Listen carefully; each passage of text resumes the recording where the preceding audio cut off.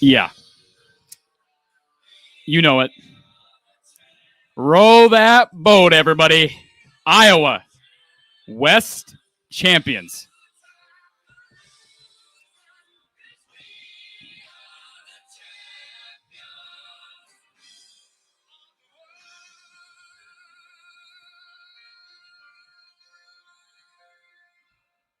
Thank you, Freddie.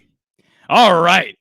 Let's rev up this show. This is going to be the most fun show of the entire year. Coach Don Patterson will be with us shortly. We are taking your calls. All right. There are no rules tonight. We are taking your calls, your chats, your comments. Yes, Iowa has officially been crowned the undisputed champion of the West Division. 860-499-3332. 860-499-3332. And again, there's no rules tonight. Again, within moral and ethical boundaries, right? Let's get to some of our comments here in the first minute or two of our show. Hair Trigger 83 is with us. We appreciate you jumping on short notice and a nice big group here early. Hopefully we can get the biggest viewership of the year. Show this. I can't even talk right now. Share our show out. Please share this show on social media. I want to make this huge. I don't normally promote hitting the like button, hitting the share button. I'm going to do that, right? I'm going to do that tonight.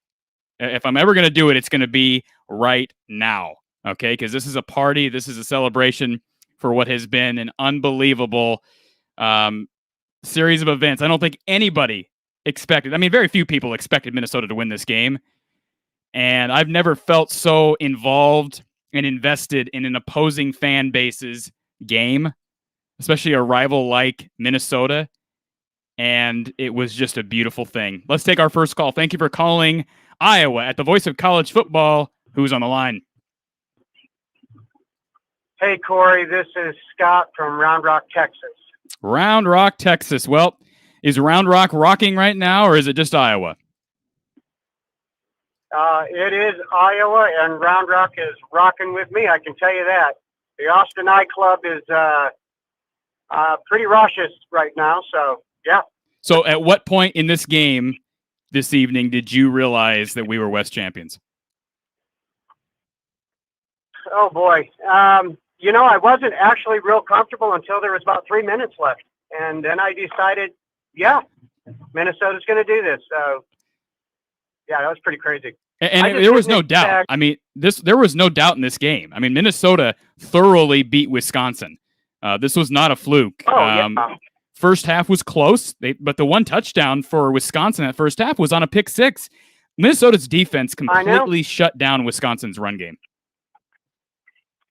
PJ had it dialed up. They called and did the defense they needed to play. And, Tanner Morgan, the winningest coach in Minnesota history. I mean, I feel good for the guy, even though I'm a born and bred Iowa Hawkeye fan, but I still feel good for that kid. I don't think he ever beat Iowa, but still, I mean, man, he's been through it all up there, I guess. And, this is probably if not close to the biggest win of his career. But I'll tell you what, it put Iowa where we needed to be. And last week I was like, if we win, we're gonna play Ohio State, and that's just kind of what I thought.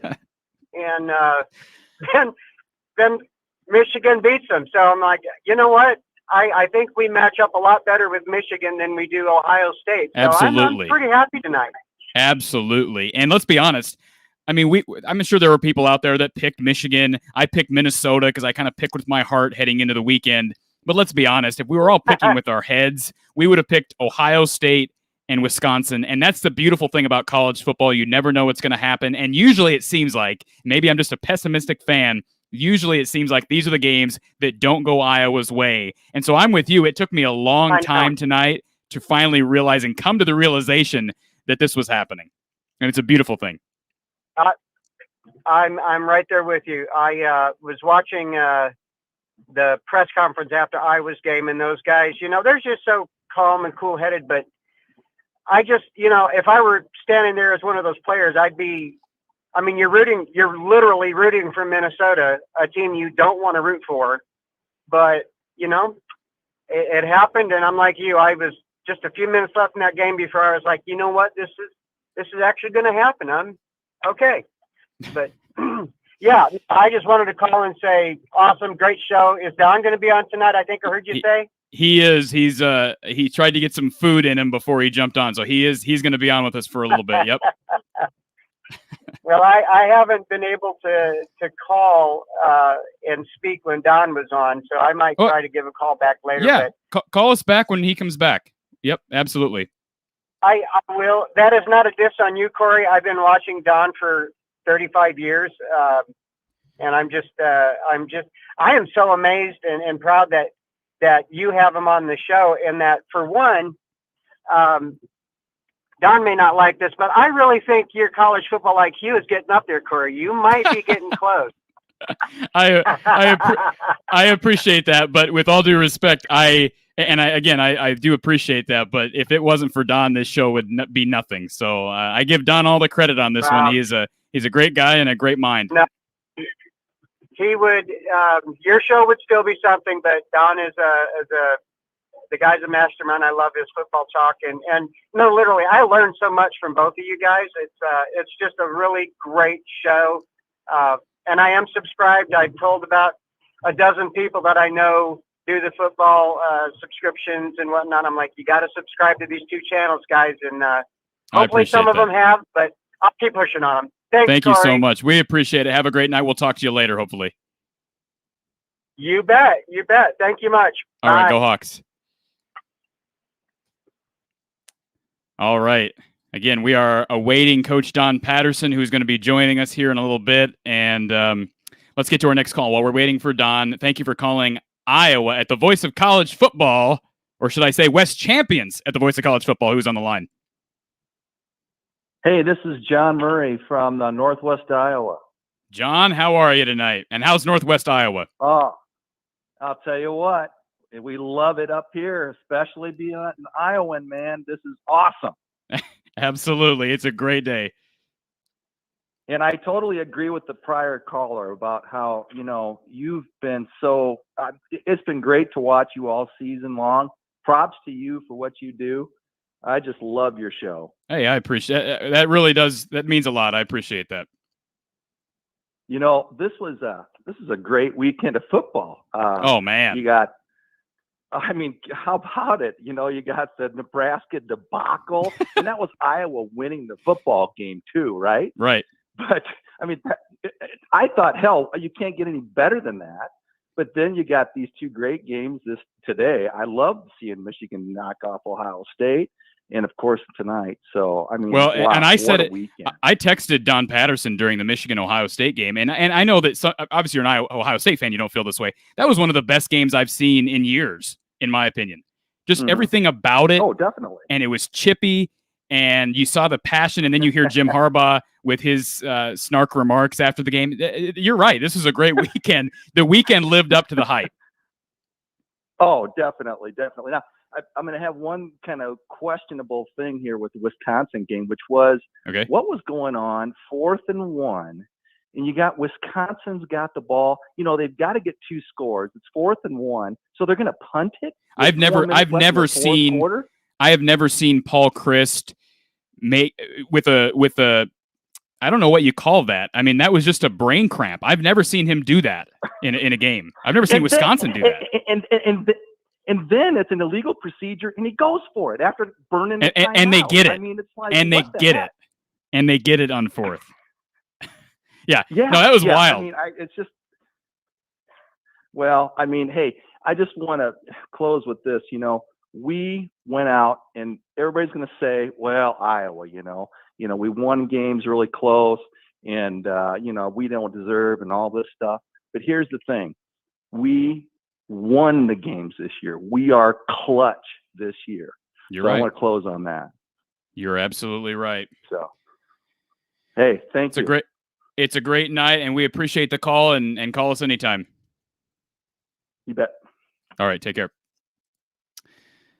All right. Don't see Don yet. We're going to roll along with the calls as we await our mind, Don Patterson. Thank you for calling Iowa at the voice of college football.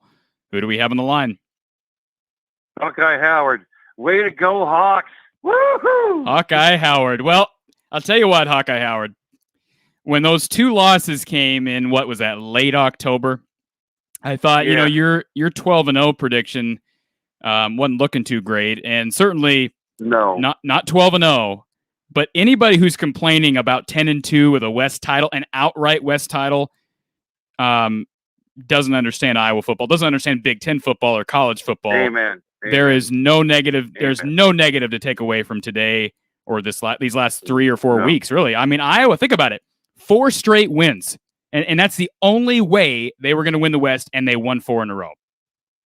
Yeah, I mean, no matter how much I'm critical of Kurt and Brian and everything, they got the job done. Now, granted, here we are going into the Big Ten championship game. I hope Brian and Kurt sit down and work something out, for play calling, and have some kind of plan. But I tell you what, it's a good day. Unfortunately, I slept most of the day because I have a late run tonight. Okay. So I am just I'm on high. Yeah, use the adrenaline to your advantage, Hawkeye Howard. I know it. Oh, it's a great day to be a Hawkeye. Absolutely. Appreciate it as Okay, always, Corey, Hawkeye Howard. Yep. I love your show. I've shared it. Now, everybody, please share the show. Let's get Corey over 1,000. Let's do it. I think we're going to get there tonight. I have a feeling. Or close. We'll be there. Right. We'll get there. Appreciate the help, Hawkeye Howard. All right. Go Hawks. All right. Drive safe. Go Hawks. All right.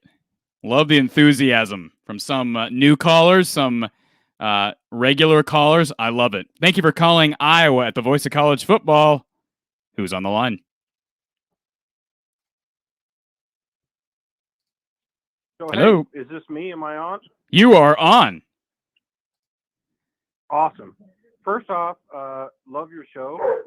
I love the fact you have Coach on with you. He is just such an informative voice and just such a great compliment to your knowledge of football. So, he absolutely is. I'll agree with you on that one. I mean, he really is. And I think your dog agrees as well. Right as you were speaking, your dog barked, so I think he agrees as well. So, this is Brian from Phoenix, Arizona. Hey, Brian. I grew up in Cedar Rapids, but I've lived here for 20 years, and my dog runs the backyard, and this is what he's doing. So forgive me for that. That's okay. That's all right. He's excited too. Yeah, no, he's a Hawk too. That's great. So first off, the Hawks, and second off, 10-2, 10-win season, amazing. Yeah. But what I want to ask you about is, and I did not. I mean, I don't know what you saw, but I didn't see today playing out this way. No, but no, I did not. It did. No, I did not. I'm not shocked Michigan won because Ohio State's defense has been suspect all year, although they looked good against Michigan State. And I know Don Patterson, I talked to Don about that today. Michigan just is a bad mismatch right now for Ohio State. And I don't know how they match up with Iowa. Again, we'll have some time to kind of study that matchup, and certainly Don can provide some insight. But I did not think Minnesota matched up well with Wisconsin. But what Minnesota was willing to do was sell out against the run, leave their corners on an island, and you could tell, and I think it was orchestrated. These corners were told, hey, you can take a pass interference. We'll give up 15 yards. We're not going to give you 30. Yep. And that's exactly what they did, and it worked. We'll task you. And if you want to take a short one, we'll give you a short one, but we're not going to give you a long one. Exactly. And that's what it looks like to me. Yep, I agree. But the other piece is, and this is the piece I'd like to hear your input on, because now we're down to brass tacks. Now that we're here, how do you see us matching up with Michigan? Well, like I said, I don't know. I mean, Iowa certainly should be able to stop the run better than they did than Ohio State did. But again, I saw Iowa also struggle to contain the run against Wisconsin. They struggled to contain the run against Minnesota, and that's certainly with the Corum kid. He is just spectacular. I mean, that whole running back core is ridiculous. That kid's good. So I So, I like them. I like the matchup better than I do Iowa Ohio State. I'll tell you that. yeah, that would have been crappy because I think they got too many weapons. I agree. But what do I know? No, I agree with you. But so how do we roll with the full Michigan Iowa matchup in terms of overall head to head, and especially with our offensive line? Well, that's a good. You're talking position by position. Yeah, I'm not trying to be technical because I'm just not that good. But I just feel like our offensive line is young, except for our center, who is the best in the country. Yeah. But how do we match up kind of technically there in your opinion? Well, they got better. I mean, they have gotten better over the past several weeks. It seems like 2 weeks ago, something clicked with some of these guys. Now, Connor Colby struggled at right guard yesterday, so you hope that somebody can step into that, whether it be Colby or Ince or Britt. I think Schott is settled into left guard. Plum's been getting a lot of time, and now Richmond's back, and he, of course, played yesterday. So I think they're healthy enough now to where you hope that this is the point where they can. I mean, they ran the ball really well yesterday. So they really did, and we all know KF is the best offensive line coach in the country. So that part I think is there. And I think the running back part was there because we opened up holes. But okay, well, listen, love your show. I'm not going to keep taking up a bunch of your time. I'll let you roll. You're good. We appreciate you listening, and thanks for calling. Thank you, sir. Take good care. You too. All right. Again, not trying to self-promote here, but I want this to be the best show in the history of this channel. All right. So I'm going to go back to our banner here. Where's our banner? Here it is. Please share our show on social media. I want Don Patterson to get here and to have like 500 people. Maybe that's a little bit overeager. But please share our show on social media. If you haven't already subscribed, please subscribe to our channel here, Iowa Football, the voice of college football. Subscribe to From the Hawkeye of the Storm. From the Hawkeye of the Storm. And we'll continue this party into the evening. All right. Let's get to our next caller. Thank you for calling Iowa at the voice of college football. Who's this? Good evening, Corey. This is Blake in Arkansas. Blake, how are you down in Arkansas? Well, I'm a little confused. I'm confused because I'm about to say something that I normally don't do, that I was probably wrong to have been not negative about us winning the West, but realistic, maybe pragmatic. I think it's obvious that as competitors, the kids wanted to win. They probably always want to win, despite what may lay ahead of them. I'm glad for them. I'm glad for the program because it does good things for us, maybe financially, in terms of recruiting and a positive message. I was hoping for Alabama to lose because I wanted chaos to ensue. Obviously, that doesn't directly affect Iowa at this moment. But, hold on a second, caller. What happened in that game? I heard it was triple overtime. I haven't been in touch with what happened in the Iron Bowl. Yeah, it was a triple overtime game. I didn't watch any football today, actually. I spent most of the day outdoors. The final score was 24-22, I think, is what it was. Bama? But Alabama did pull it out. Okay. Yeah. All right. I was interested to see a scenario where Alabama would lose that game and then beat Georgia in the championship for the SEC. But I guess that scenario is not going to play out. But Auburn had the ball. Let me just say this real quick. Auburn, I flipped it over for a second, and Auburn had the ball first down and 10 with 2 minutes to go. And they were up 7. So how Alabama found a way to come back in that game when they had 3 points for like 95% of that game is incredible. But Nick Saban, probably the best coach in the country, and that's why. Just wanted to hit on a couple of things. Didn't want to keep you too long, but looking forward, I think it's pretty obvious that Padilla should start against Michigan. Obviously their front 4, maybe even front 7 is pretty stinking good. And I think his athleticism allows us to have a little bit more breathing room. as far as the offense goes. I hope we make some changes in the next week or two to try to offset some of their aggressiveness. And, Brian Ferentz hasn't done it yet. Maybe it's slowly starting to turn, but I hope his mind changes to maybe a winning attitude and putting it all out on the line, as opposed to, the traditional conservative, game plan that doesn't lose necessarily. They're going to have to pull something out against Michigan because it's a really good defense. Obviously, it's an excellent run game. McNamara is playing well. So I think you're right, but I give Brian some credit. I've given him credit these last few weeks. To me, starting with that Minnesota game when he started to open things up. Now, I don't know who's going to start at quarterback. I have no idea. But I think play calling wise, things have improved over the past several weeks. It doesn't mean the offense is great. I still don't think it's a very good offense. I mean, the numbers would bear that out. But you're right. If he can continue to open things up, it gives him a shot. I hope that we do something similar to like what Purdue has done.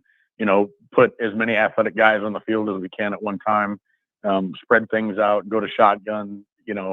Just make them guess. And I think our defense and our special teams, and if we can make our offense a big question mark with that aggressive defense, that's probably our best option. But I'm not a coach, and I've never been a D1 football player, so looking forward, this is a little selfish. I think that we're going to get downplayed, even if we do win the Big Ten championship. We might end up with the third best bowl game, maybe even the fourth best bowl game as Big Ten champions coming out of the conference. I hope, for selfish reasons, that we end up playing Arkansas. I don't know where the bowl pick, matchups go and the order of selection, but I want to see us play Arkansas. I think it would be intriguing matchup. And since I've lived in Arkansas for 16 years, we've yet to play them. And I would like to see that happen. Even if we don't play Arkansas, I would like to see us match up against an SEC team. But I'll leave you with that, and I'll listen intently. And congratulations. I hope you make it over 1,000. And it was a good day. It was a damn good day. Absolutely. Appreciate the call, and go Hawks. Yes, sir. Good night. All right. I want to say this, and just so you know, Don Patterson is in our queue. we got our other line blowing up, okay? I'm getting pinged here because we've got our other line blowing up, the one we used for From the Hawkeye of the Storm, our Iowa Basketball Postgame. So that's not the right number to call. So if you're calling the 515 number, stop calling that number. Call 860-499-3332. If I had the wrong number up, I apologize, but our number tonight is 860-499-3332. So you're just going to get a generic From the Hawkeye of the Storm greeting if you call the other line. Nobody's on that line. We got these lines open, 860-499-3332. So again, apologize for the confusion. And as I say that, let's bring in our beloved expert and Hawkeye for life, Don Patterson. And Don, I know you're a coach, but I'm assuming there were some yippies, some woohoos, some champagne flowing. I mean, you and Lisa had to appreciate the moment. We did, but Lisa would tell you it's hard to tell whether he's that excited or not because he's pretty stoic regardless. I just learned a long time ago, you're never too high, you're never too low. You're right. Do your best to maintain your best possible faculties, and that's the best way to get through a game, whether you're a play caller or just a spectator. But it has been an interesting day's viewing, at least those two games in the Big Ten that we were so interested in. I enjoyed both of them. They were really I made the comment to you, Corey, during the Michigan-Ohio State game. I said it's really a shame that either team has to be credited with the loss today because they both played their hearts out. Heck of a game. And Don, we're going to talk more about this matchup between Iowa and Michigan, but we've got our caller lines full right now. So let's get to our next caller. Thank you for calling Iowa, or I should say West Division champions at the Voice of College Football. Who's this? Hey, Corey. Hi, Don. This is Ben. Hey, Ben.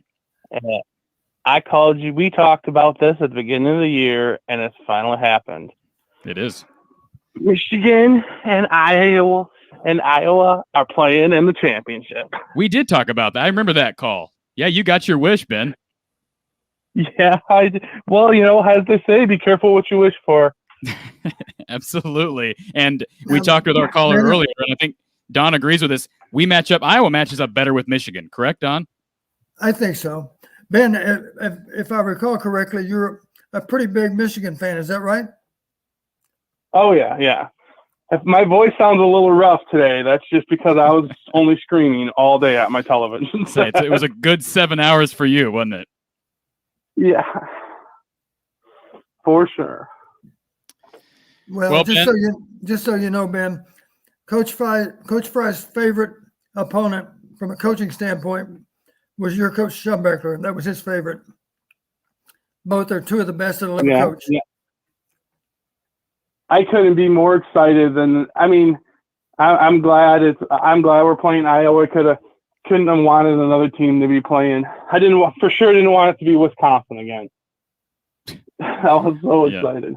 I would have much rather. I was rooting for Minnesota so hard today. Yeah, I would have rooted for Minnesota. I'm sure. I would have rooted for Minnesota whether Iowa won or not, because I would have much rather seen Minnesota get into the title game than Wisconsin. I'm not a Minnesota hater. I know it's a rivalry, but I can't stand Wisconsin. I never have been. I know, Don, you respect Paul Chryst, you respect Barry Alvarez, but right. I'll just say as an Iowa guy, I can't stand that school. Just from a football and basketball standpoint. I have respect for Wisconsin myself. But anyways, I just wanted to call and congratulate you guys on the game and just put a shout out and let you know that we're no longer on the same side. That's Next all right. week we're gonna be rivals. That's okay. We appreciate the camaraderie. I'll probably be calling after the game next week and discussing it, and then I'll have more to say. Sounds good, Ben. Thanks for the call. You gentlemen, have a good day. You too. Bye. All right.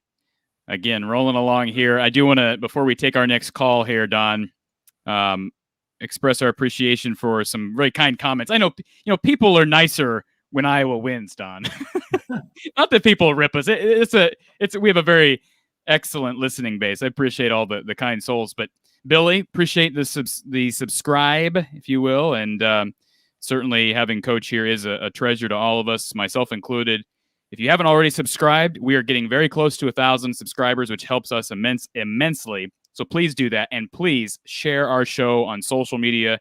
Tell your friends, and again, we'll be with you throughout the week talking Iowa football with Mark Rogers and, of course, with Don Patterson next weekend. Let's get to our next call. Thank you for calling West Division champions at the Voice of College Football. Who's on the line?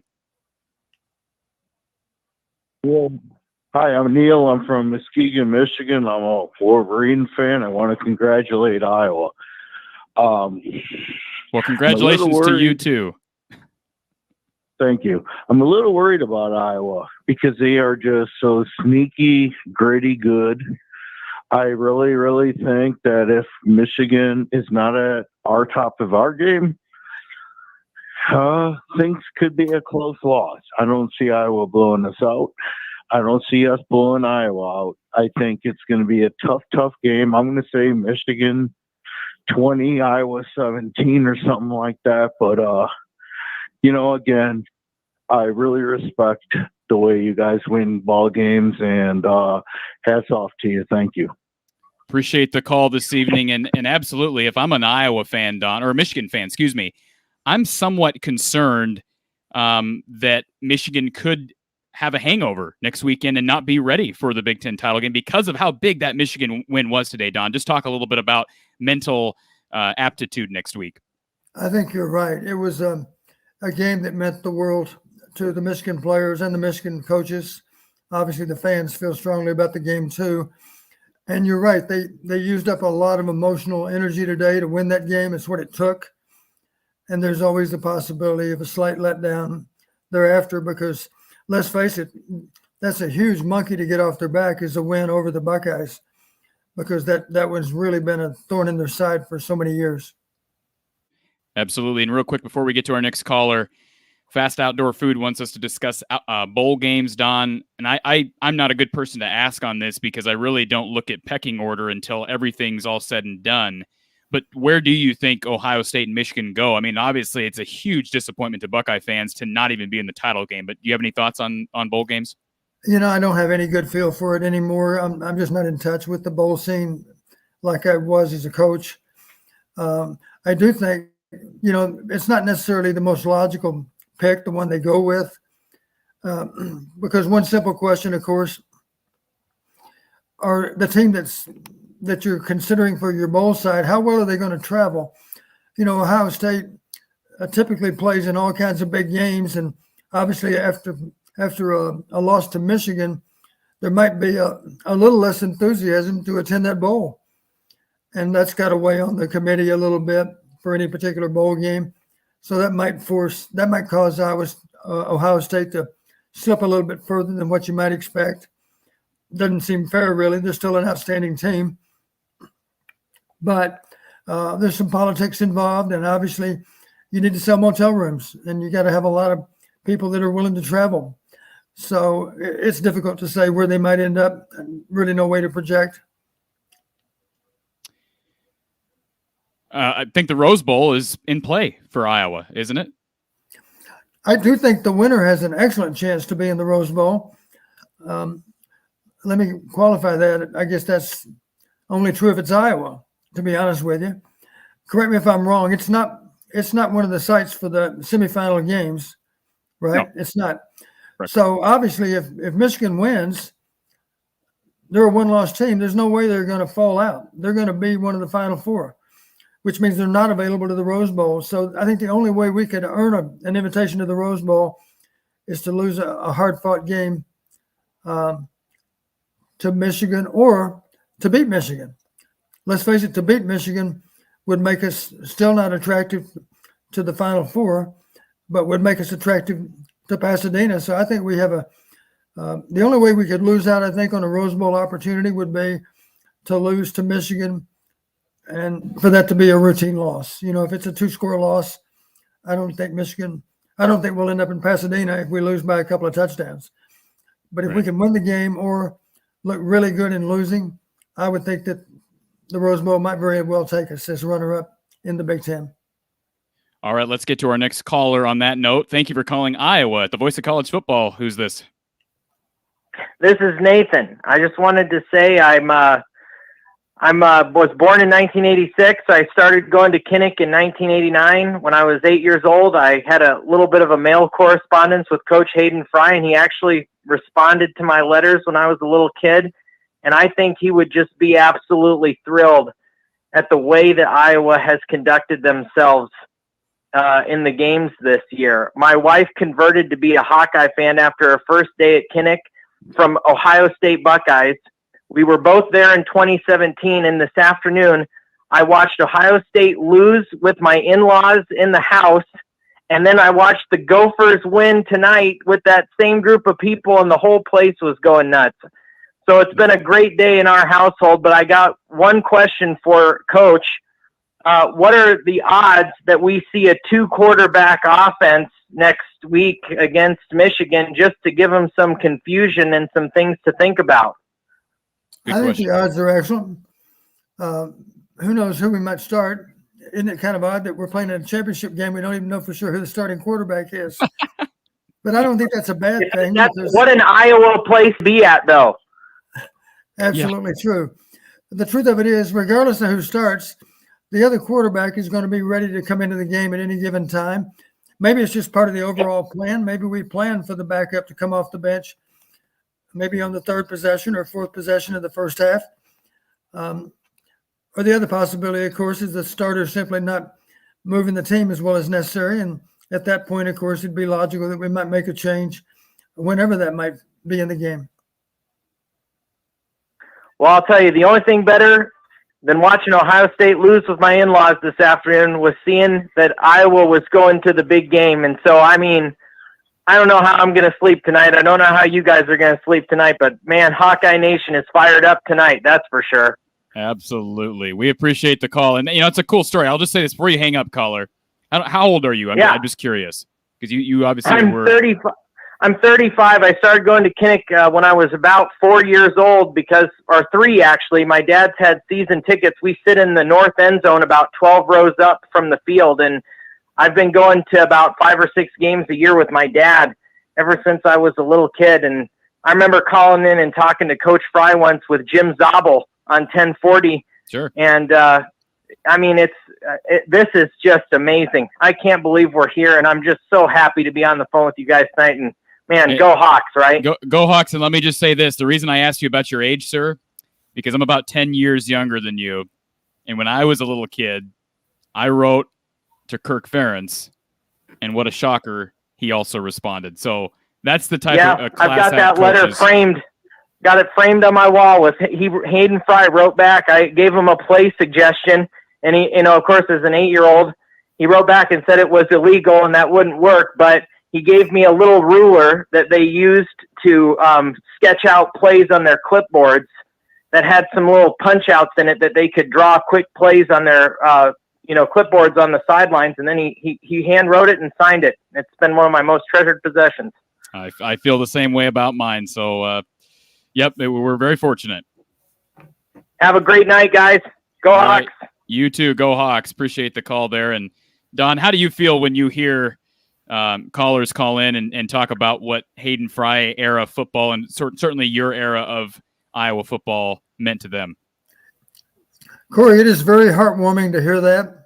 You hope that you provide enjoyment to the fans and that they have a lot of pleasant memories related to the games, and you never get tired of hearing that. It really is meaningful to hear it. It just suggests all over again that all the hard work and preparation was all worth it. All right. And our caller lines, I know they're full, and I'm going to say this again because I told everybody before we got on here, Don, I said, I want to hit 1,000 tonight. All right. I want to hit 1,000 tonight. And I said, I want this to be the best show of the year. Right now we're at 334. We can go higher. All right. Let's aim for the stars, just like Iowa. All right. Let's get to our next caller as we continue to work on that number. Thank you for calling Iowa at the voice of college football. Who's this? This is Donnie Sievers here. Donnie Sievers. How are you, Donnie?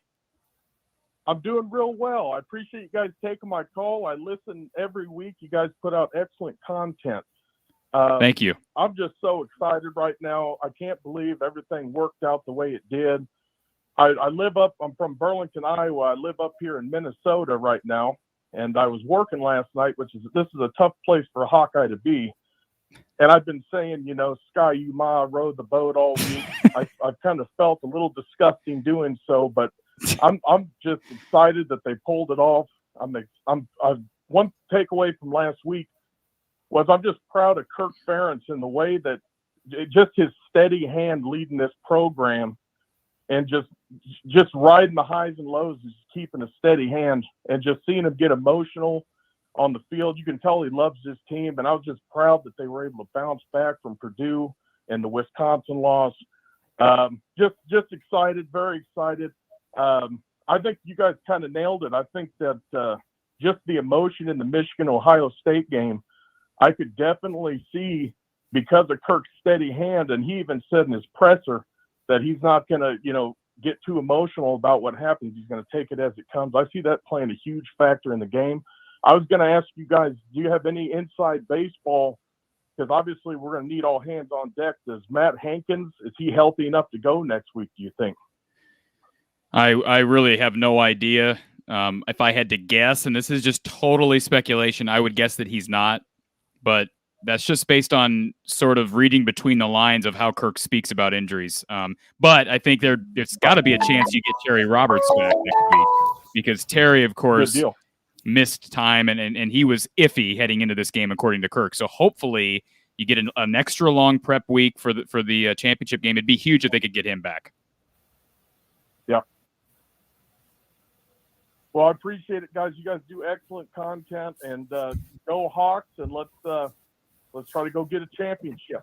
All right. Appreciate the call. Go Hawks. And Don, do you have any inside information on the defensive back situation? Obviously, they got Kerner back this past Friday, but do you have any information on Anybody? Right. I do not. I do not. I haven't had any contact with the team over the last couple of days, with the coaches, I should say. Let me mention one thing.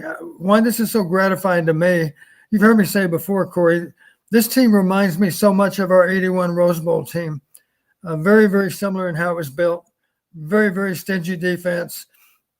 An offense that, while not as the sexiest, you'll find, at least understands how to protect the ball and how to take advantage of good field position as it's given to you. And then, of course, last but not least, a kicking game that is superior to just about anyone that you'll find. I made the comment, I think after game one, it wouldn't surprise me if we actually won the kicking game in all 12 games. And to be honest with you, I'm not sure we didn't do that. There was one game where our net punting was almost dead even. And Colorado State. Colorado State. Yeah, they had a good punter.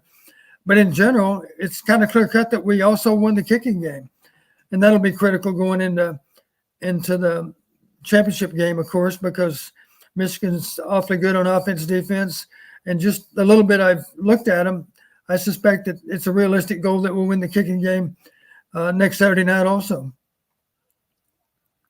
Don, one thing that I brought up to you earlier today, and of course we were chatting back and forth during these two games, and Travis brings up the same thing.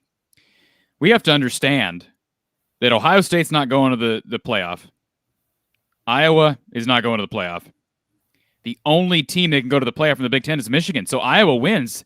The Big Ten gets left out. Right. So obviously you want Iowa to win. I'm not trying to say you're rooting against Iowa here, but you brought it up earlier today. This is a proof that we need an expanded playoff, is it not? It is. I made the comment to you. This is precisely why we should go to 8. And I know there's people that argue for 12, but you've heard my argument against 12. 12 would provide 4 teams with a bye in the first round. I don't think anybody deserves a bye in the NCAA FBS playoffs, and that's why the correct number is 8. At least if it's 8, right now, of course, there's going to be a lot of debate as to who those 4 teams should be. There are going to be people that end up ranked 5th and 6th and maybe even 7th and 8th that have some kind of decent argument that they should be in. It would solve that, of course, if we would expand to 8. And I guess we're going to expand in one way or the other, but I just hope we cut it off at 8, not 12. All right, Don, hot topic in the chat right now, quarterback situation. Obviously, Petrus comes in, they win the game, but he wasn't great. Who starts Saturday? Well, we've also made the observation that if we can protect really well, there's an argument to favor Spencer. And if our pass protection is a bigger issue, maybe Padilla gives us a better chance. And right off the top of my head, I would say I really am impressed with those 2 edge rushers for Michigan. That's a concern, is how our tackles are going to match up against those guys. It's critical that we not be in 3rd and long very much or be playing from behind so that we have to throw the ball on every down, because that's going to make the job even tougher to protect against those edge rushers. So it doesn't matter to me. I don't want to interrupt you, but we've got a caller on another line. Let me see if I can. Hello. Thank you for calling Iowa the Voice of College Football. Hey, Mario, can I get you to call the other line? Yep, the Voice of College Football line, 860-499-3332. Does this mean, Corey, you ordered out what you're doing? All right, thanks, Mario. What's that, Don? Yeah, Mario, I was just wondering if you were placing a pizza order. It was not a pizza order, but he's called several times on our other line, and right now it's throwing it over to my phone. It's a complicated system. I'll explain it to you later. Let's take this next call. Thank you for calling Iowa at the Voice of College Football. Who's on the line? Oh, we keep losing our caller here. Let's try again. Don't know if this is the same caller. Thank you for calling Iowa at the Voice of College Football. Who's on the line? Hello. Someone is having issues here, Don. They keep calling and dropping off. So I'm just thankful you can talk to me at least. Yeah, I'm thankful for that too. I think everybody who's listening, the 338 we have on right now, are thankful for that.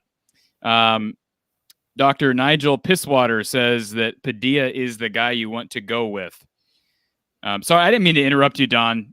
Go on with what you were talking about the quarterback situation. Yeah, I was simply stating if we end up with difficulties in protecting off the edge, then you could argue that Padilla gives us a better chance. If we can protect well enough, then you would argue that Spencer maybe gives us that better opportunity.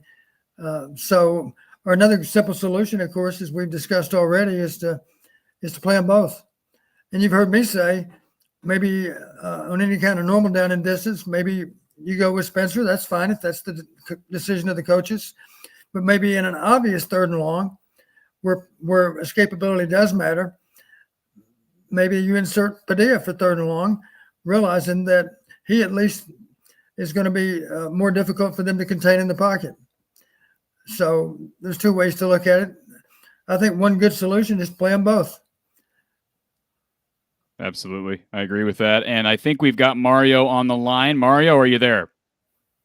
Yeah. How you doing, Corey? How you doing, Coach? We're both Hey, doing Mario. good. Yeah. Hey. Yeah. I just got done watching the Alabama and Auburn games. Like, man. But yeah. What do you? I know. I'm sure I'm kind of late on the call here, but what's good way to looking ahead for the Michigan game, but between Corey and Coach, how do you think we? I mean, we're going to be underdogs, but is there any way we could? I mean, we've had history with Michigan and stuff. Is there any way we could, pull it out? Do you think next Saturday? I think there's certainly Absolutely. a chance, Don. I think they can stop the run a lot better than Ohio State's able to stop the run. Am I wrong? Yes, I think we can. Yeah. And let's face it, one of the things that scares you about Ohio State is their explosiveness on offense, their home run potential on offense.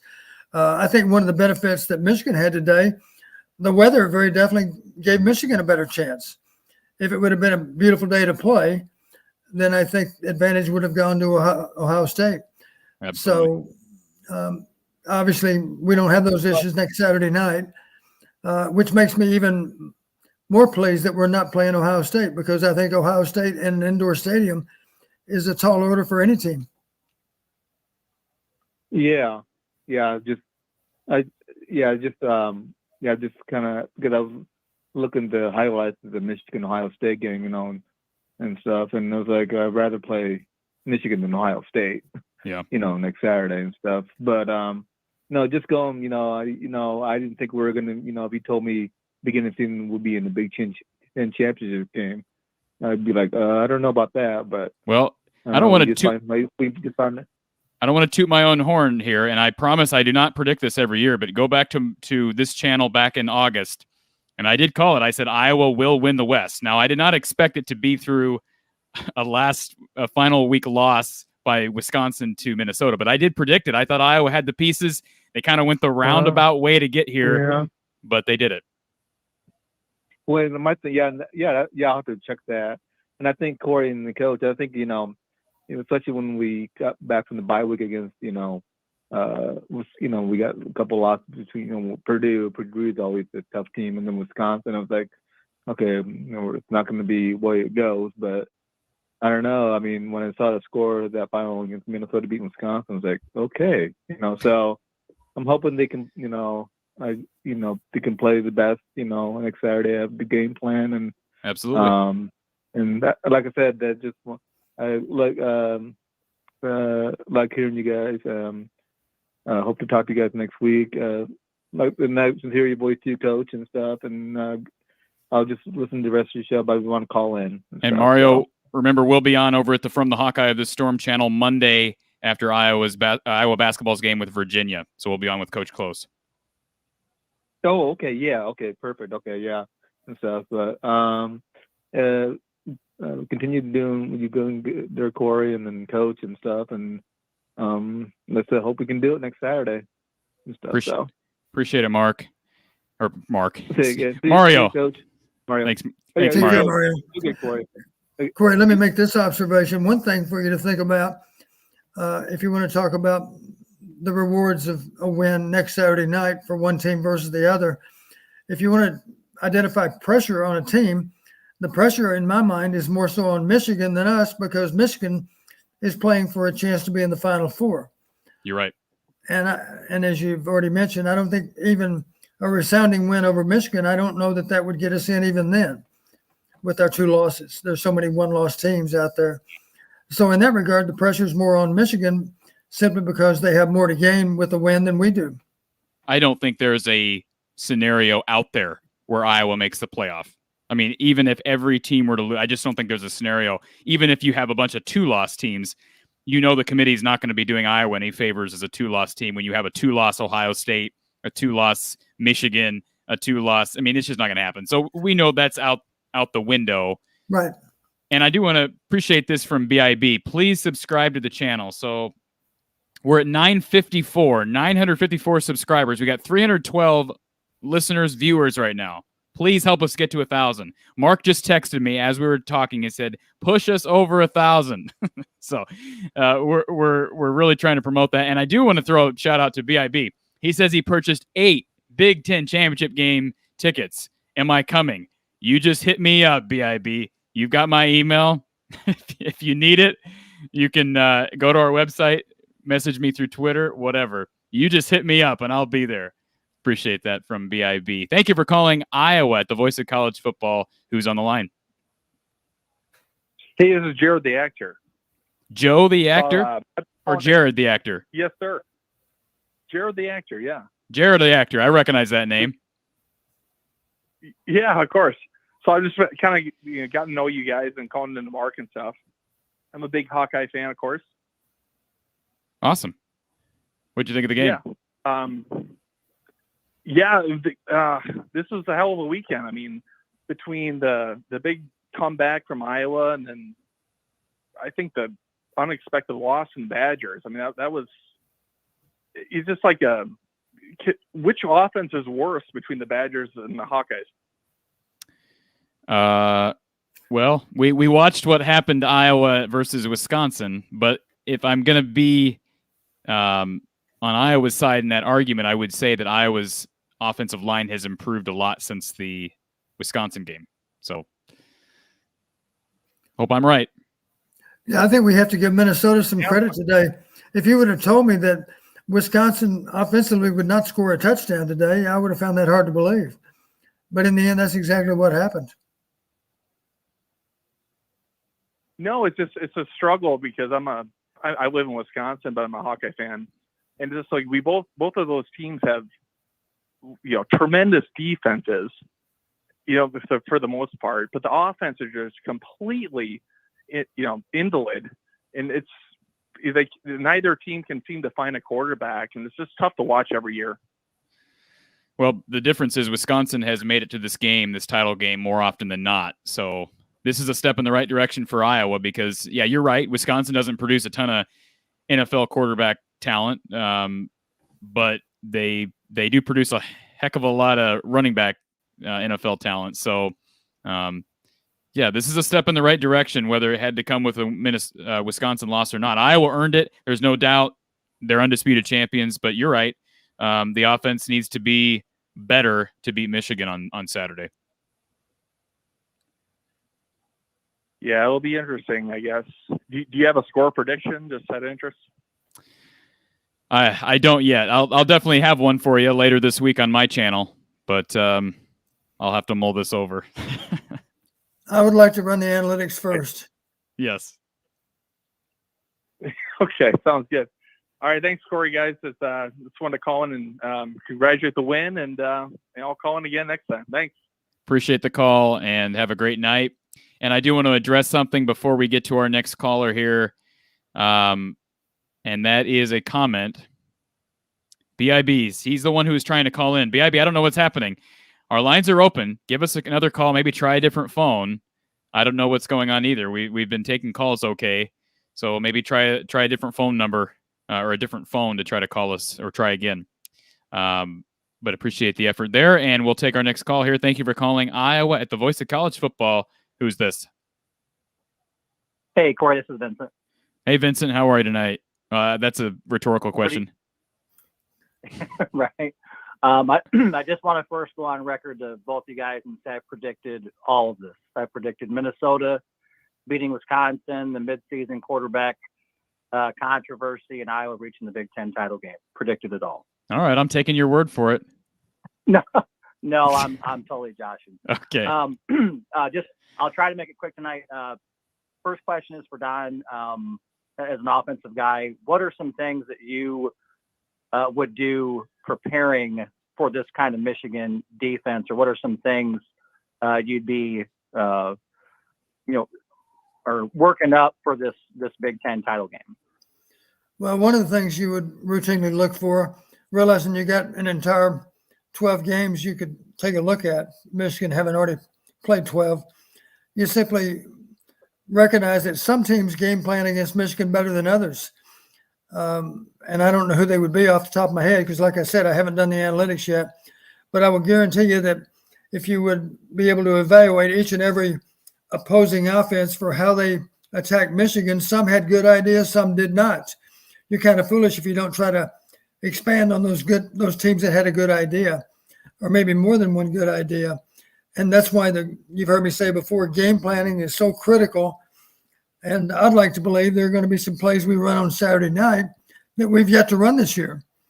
And they're the product of really, really extensive game planning. The problem you have, of course, you only have a week to prepare for the game. And obviously the game plan has to be in place here within a couple of days. So it's a time-intensive job. You've heard me say before, Corey, my goal was to get 4 hours sleep a night. And that would be Sunday night, Monday night, Tuesday night, Wednesday night, and Thursday night. And then people always made the comment, I bet you're really nervous the night before the game. And the answer is no, I'm exhausted. I sleep great on Friday night for that Saturday game. So same thing with this. You got a week to prepare. And obviously those teams that move the ball effectively, it's kind of crazy not to study those games and be able to examine how do they move it. Is it possible that we can move it in much the same way? Or better yet, maybe we see some things off these other games that could be done to Michigan, and yet nobody's done it. You've heard me say before, Corey, it's really a game of what if. What if we did this? What if we did that? And you're basing it on actual film study.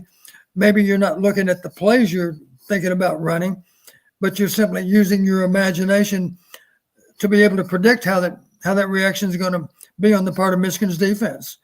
That's what effective game planning is. And I'll be disappointed in us if we don't have some wrinkles that Michigan has never seen us run. That's what should happen. Yeah, I certainly hope we have some wrinkles.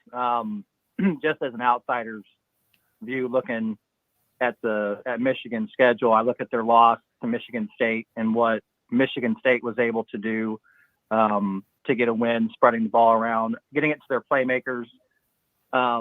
So using a more open attack, which seemed to work for them. Iowa's more of a slow it down, take advantage of time of possession, grind it out style, kind of like a Wisconsin. And you see what Wisconsin's style of offense did against Michigan. It was none too effective. I believe they lost 38-17 or something along those lines. So I'm kind of curious to see what we come up with come the championship game. So, but either way, looking forward to that.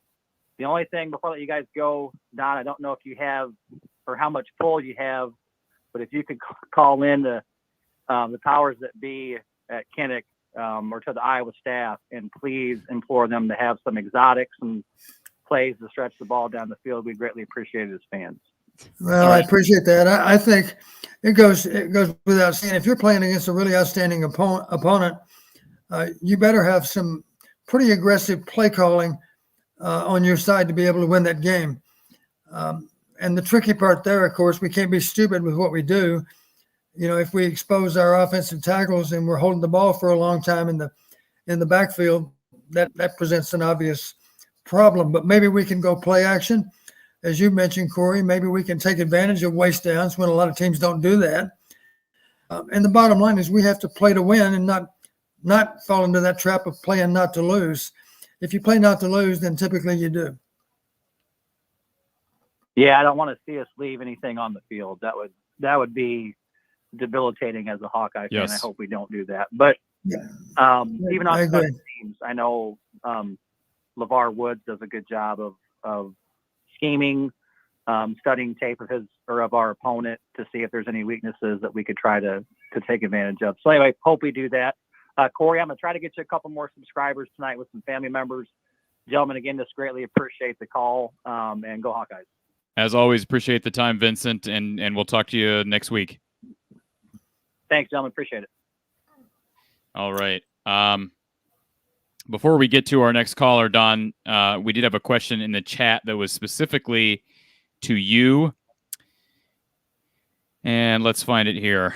A lot of chat action this evening. That's great. Charles asks, Don Stradamus, he wants to know what was the win percentage when a team scores first, like Minnesota did. Certainly it was more important against Wisconsin, but do you have any ideas what the percentages were there, Don? Yeah, I do. I don't have it with me. It's upstairs, but you did hear me make that comment. When was the last time we did a show? I can't remember now. I guess it was last night, wasn't it? I think last night I mentioned I don't see Minnesota winning this game unless they get off to a great start. You remember me saying that, Corey? And that's precisely what they did. They forced Wisconsin to play from behind. Let's face it, Wisconsin, I bet, threw the ball today more than they maybe threw on it all year with minimal success. We discussed during the game the inconsistency in calling pass interference. But in the end, I think those inconsistent calls went against both teams from time to time. So I don't think they affected the outcome of the game, at least. But it just goes without saying that you need to be able to start fast against teams that are capable of playing ball control. You have to start fast against those teams because they can shorten the game so much. The way the game was playing out today, I don't know that either team was going to get to more than 8 possessions. And I think in the end, because of the passing game, maybe they got 9 possessions apiece, maybe, I'm not sure. And Michigan, of course, has that same capacity of being able to run the ball effectively too. That was the difference in the game today. They had an edge, Corey, maybe more than 200 yards in rushing. And if you have that kind of edge, then it's almost a guarantee win, as you know. Isn't that incredible, Don, for them to do that with their top 4 backs out for the season, and you have that bull in Braylon Allen, and yet they were, just incredible. Yeah, I'm sorry. I was making reference to the Michigan-Ohio State game and the edge that Michigan had. Sure, right. I think didn't they have a 200-yard edge? I didn't look at the stat sheet. I'm pretty sure they did. They ran for close to 300, I think. Yeah, their run game is really, really good, and they got a couple of them. So our first priority, of course, is to be able to control their running game. We're not going to stop them. They have 2 outstanding backs. I made the comment during the game to you. I remember exactly what I texted to you. And what's the name of the number 1 running back? I can't remember his name now. Haskins, right? Haskins. My simple comment to you was Haskins is a beast. Capital letters for beast too. He's an outstanding back. And he certainly had a lot to do with the outcome of the game today. I think after the game, maybe was it Harbaugh that mentioned? He did. He mentioned 2 players in particular. He mentioned number 97, their defensive end, who's such a great player. And he mentioned Haskins on offense. So, right there, the head coach is the one doing the talking. Those are 2 guys that are what Coach Fry would refer to as bell cows. Those are guys that are the leaders, not just by performance, but also from a leadership standpoint. So it's critical that we slow Haskins down. You're not going to stop him, that's for sure. We don't have to stop him, but we have to slow him down. And the good news there, we've been pretty good at containing good running teams. Can we do better? We need to do better because just pretty good may not be good enough. And the other side of the ball, of course, we have to at least keep them honest with our own running game. I don't think we have to outrush Michigan to beat them, but we certainly got to be competitive in terms of rushing yardage. All right. I do want to get to our next caller. I like this comment from Hyperlocal. Iowa's returning back to early season form. If they can force turnovers, they're right back where they were because that's what fueled the success early, and special teams, I think, has improved, if that's even possible. Special teams, just incredible. Let's get to our next caller. Thank you for calling Iowa at the Voice of College Football. Who's on the line? This is Samuel from Colorado. Samuel, how are you, buddy? I'm good. Great win the Gophers today to get the amazing Iowa Hawkeyes to the Big Ten. Haven't seen them in the Big Ten since, I think, 2015. You got it, buddy. You are absolutely on the dot. That's going to end, though, this year. Yep. I honestly think I think in a week when Iowa goes to the Big Ten, I think they definitely need to do screenplays like screen. I don't know how to word it, but throw the ball to the running back just like right to the side to stop Michigan's pass rush. Well, you know, the gentleman who's on the show with me, Samuel, used to make those calls for Iowa. So, Don, do you think Samuel's a offensive coordinator in the making with the screen call prediction? Samuel, I think you're absolutely onto something, and I'm gonna write that down and be sure that Coach Ferris knows about that recommendation from you. How's that sound? That sounds nice. And just out of curiosity, Samuel, do I appear to be older than your grandfather? I'm suspecting I might. I'm not even that old. Being honest with you, I'm only 10. He's only 10, Don. Oh, he's only 10. Well, how old is your grandpa? I think I got him beat. I think he's like 60-something. Yeah, I think I got him by a few years. Samuel, I wish I was 10 years old again. You got a lot to look forward to, young man. Mm-hmm. Anything else, Samuel? Only one more thing before I get off. Okay. I'm going back and forth with myself on this, but I think we should maybe have Alex Padilla in and Spencer Petras. I think they should switch out. Padilla should be in the first half, and then Petras should be in the second half, because Petras has the experience to do it, and then Padilla's got a really good arm, and for the most part, he knows what he's doing out there on the field. Samuel, you're more level-headed than a lot of fans. So you got a bright future, young man. Thank you. All right, Samuel. Call us again next week after the title game, okay? Okay. All right. Have a great night. You too. Don, that might have been our most balanced caller in the history of the show. I mean that. That's not an insult to our other callers. That's a bright young man right there. Yeah, very thoughtful too. Absolutely. And we do have a caller on hold here. Before we get to our next caller, I want to give a shout out to a couple of people in the chat. Fast Outdoor Food from Dallas, Texas. Appreciate the listening. I love hearing from where people are from here. Hawkeye Howard, again, encouraging people to subscribe. Thank you so much on the subscription. And Thomas Salvita, is Padilla hurt? Is Padilla hurt? The answer to that question is no, Don. We don't know anything about an injury, right? I don't think so. I didn't notice any particular play in the first half, especially as the half wore down. I don't remember any specific play where I wondered if he was going to be able to play. So I suspect it's not injury related. I don't know that for a fact. I did hear a rumor that both quarterbacks have been hit with the flu during the week, and that Padilla was maybe especially sapped with the flu bug. I don't know that that's true. Maybe that was a good solution for each of them to play a half, because maybe that was all either one of them was capable of playing because of being a little bit under the weather. And I think we answered this question earlier. Hummus Hero, is Iowa potentially back in the playoff discussion with a win? I don't think so. I think that ship has sailed, and that's okay. I mean, obviously we all want the playoff, but a Big Ten title is still in reach, and that's what we're all hoping for at this point. DTO, University of Iowa class of 99, cheering from Costa Rica. I love it. Let's get to our next caller. Thank you for calling Iowa at the Voice of College Football. Who's on the line? Chris. Hey, Chris, how are you?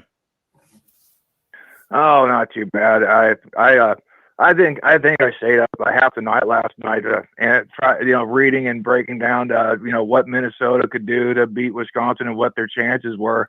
And I mean, and then I turn on the TV and I just can't believe what I seen them actually pulling it off. But anywho, and I think that kid was right. I think that the screen game could work.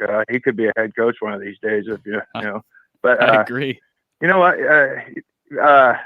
There shouldn't be any quarterback controversy. Petrus gives them the only chance they have of winning next week against a team like Michigan, and they're and I highly doubt that there's any question in Coach Ferentz's mind. I mean, he's saying all the right things and everything, about his players and stuff. But I just don't see with Padilla not having the experience. I mean, that there wasn't no.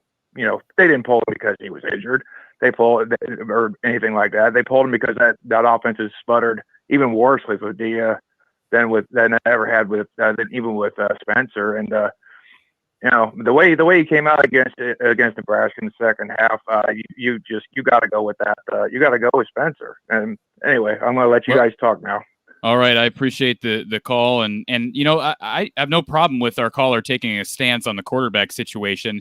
I'm not saying I agree or disagree. I will say this, Don. I think if we had to take an official poll amongst the Iowa fan base, I'd say he's probably in the minority. I think most people probably want to see Padilla, and he's got a right to want Petrus. I've acknowledged Petrus's strengths, and I think we've got a shot with either quarterback. I also don't think we have the most electric quarterback room in the world. But your thoughts on his prediction for Petrus? Well, my reaction to begin with, the one thing I'm sure of is I coached quarterbacks for a long time, and I suspect that he did not. I suspect the caller did not. And I simply state both of them had their good and bad moments. I don't think it's an easy call to pick one over the other.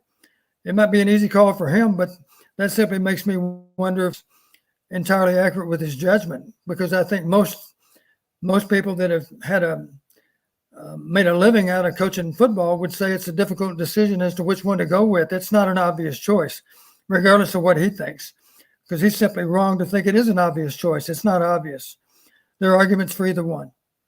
There are arguments for either one.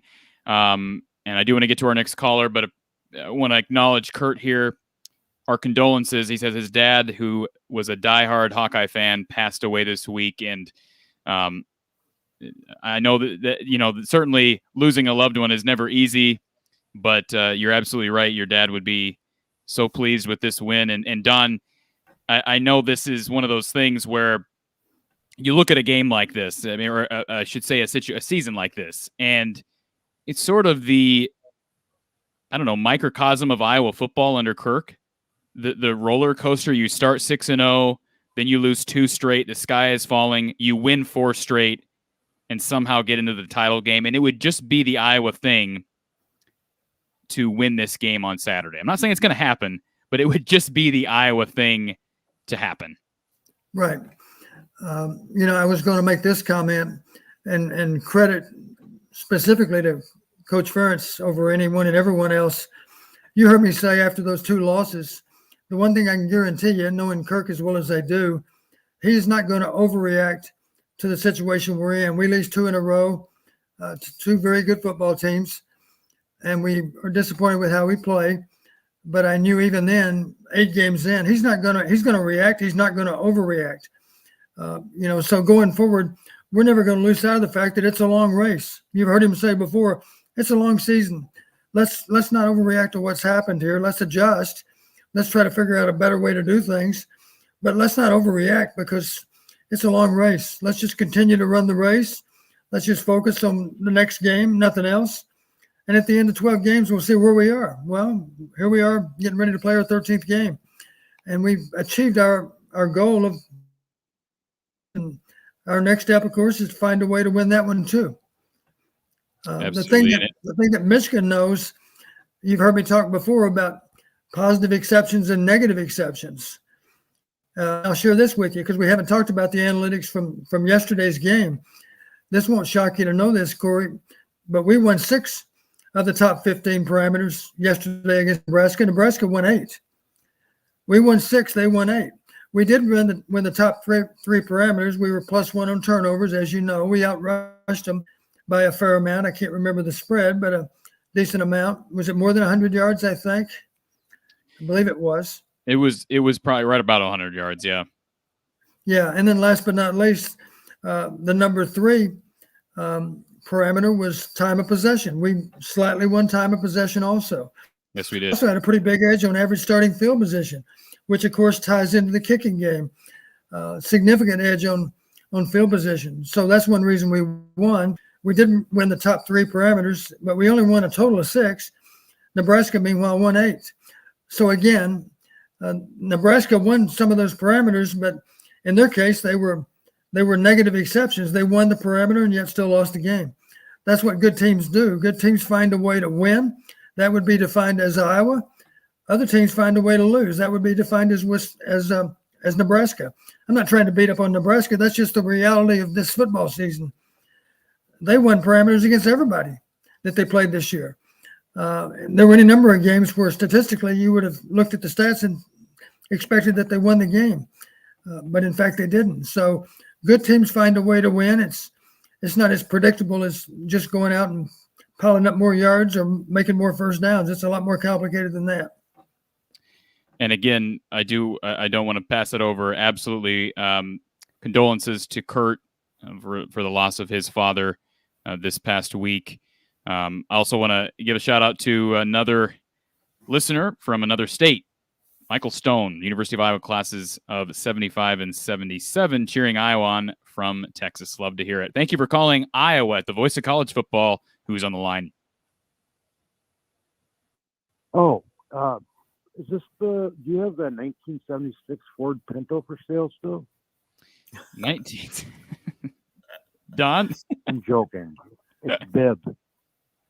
How are you, Bib? What Sorry, happened with your other phone line? Why couldn't you get in? Little crap. I had to give you some crap here. It's so exciting to see Iowa do this. I mean, isn't it? I had no clue. I thought there was very little chance of this happening today, but it all fell in the right direction, thank God. I want to give my condolences out to that Kurt guy, too, about the loss of his dad, because I just recently lost both my parents.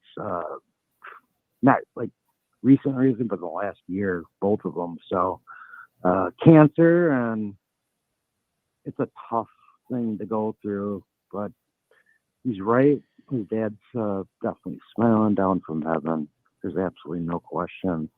So, my dad is for sure, and my mom, both Hawkeyes. So, but no, I think we need to get to my question is I think we need to get between both these quarterbacks or have both of them play. I don't know what your thought or Don's thought is on that, but you got to go with the hot hand. Well, Bib, first of all, condolences to you as well. I know that. It's all good. Thank you, though. Absolutely. Don, you care to offer any more insight on the quarterback situation? I know you've spoken on it a bit. Yeah, I think as a bare minimum, regardless of who the coaches pick as the starter, I'd like to think that for the backup, we're prepared to play him. And for that matter, we have maybe as many as a dozen plays identified that will be ideal for him to run.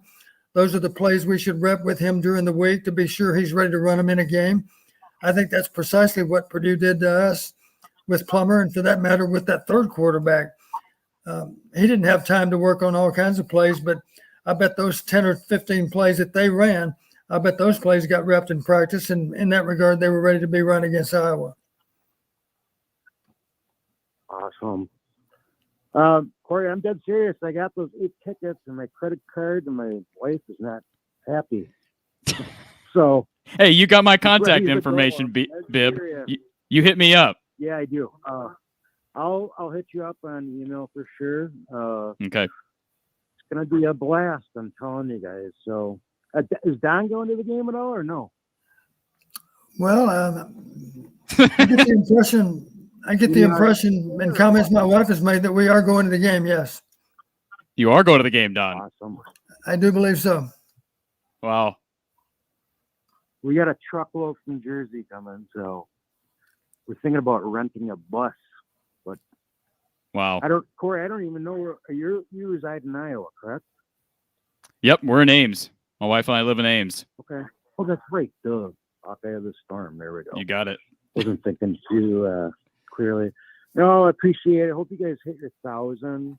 I really do. I'm pushing for you guys all the time. It's not easy.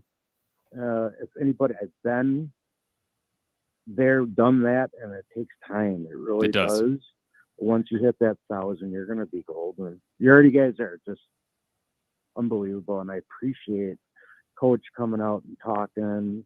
I really look forward to hearing what he has to say. It's always been a favorite. I'm 49 years old, so I've seen, things in the past, with Hayden Fry. I've got a chance to meet him, blah, blah, blah. But, great.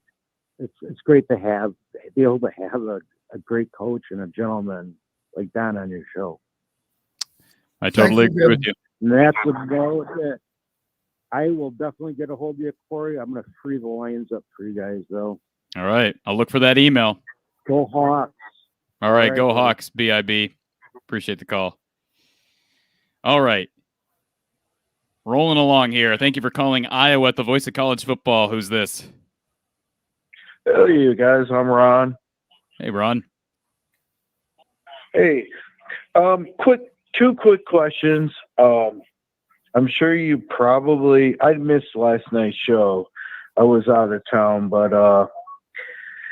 the Laporta catch that was taken away, it was emailed me image today where his butt was clearly on the ground, football in his chest with the Nebraska player probably, 3 inches away from swatting it out.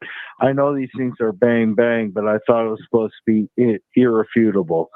That's my first question I'd like to ask you about. And the second is about Shudak. I was bragging to my boss, who's a Nebraska fan, that Shudak was going to be the difference of the game because he can kick 50-yarders. And he proved that, obviously, and then some.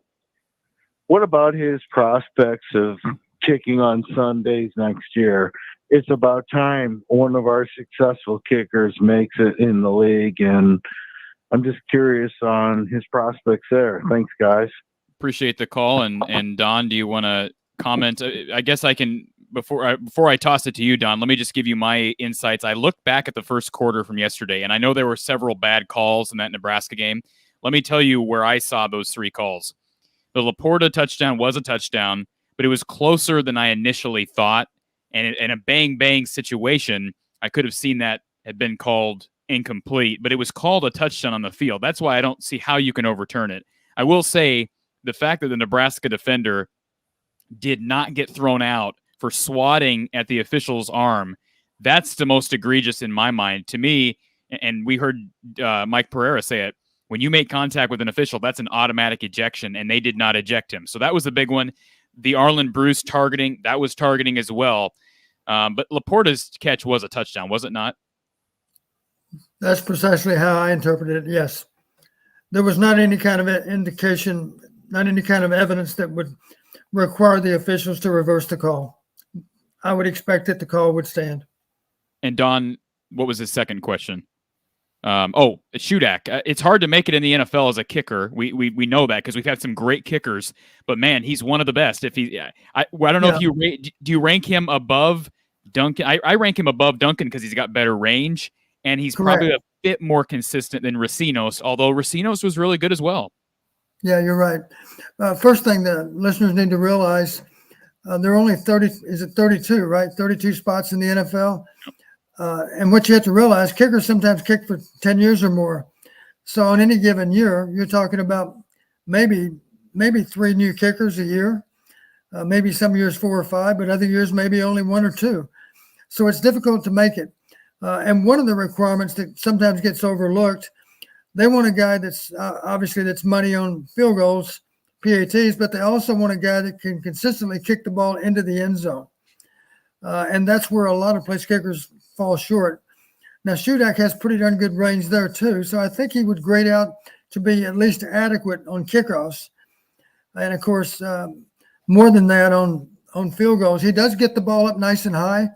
A lot of kickers kick a little bit of a low ball. A lot of college kickers, I should say, kick the ball with a little too low of trajectory. Of course, the NFL, if they can jump rush and block a field goal every now and then that's what they're going to do. But here's what's amazing about Shudak. Correct me if I'm wrong. He's 24 for 27. Does that sound right? Something like that. I think that's right. But do you remember one of the misses, the so-called misses?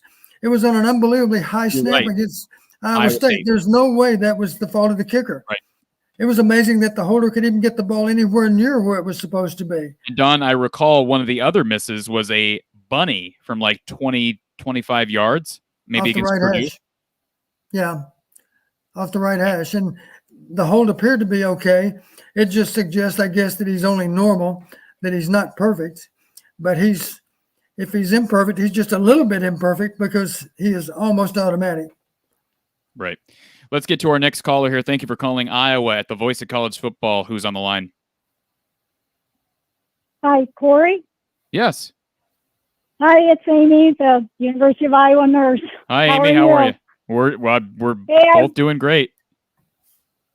I was all M&Ms today. Good day to have M&Ms, both in Minnesota and Michigan. There you go. I didn't think about that, but I like M&Ms, so maybe I'll indulge this week. And I was going to ask the coach, my in-laws, God rest their soul, they were big Hawkeye fans, and they had season tickets every year.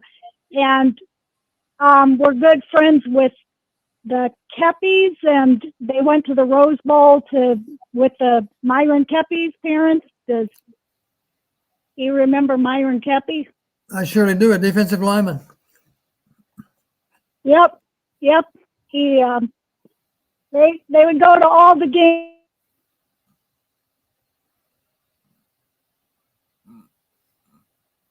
I was at like 1986 or. Was it 86? I didn't hear all the commentary.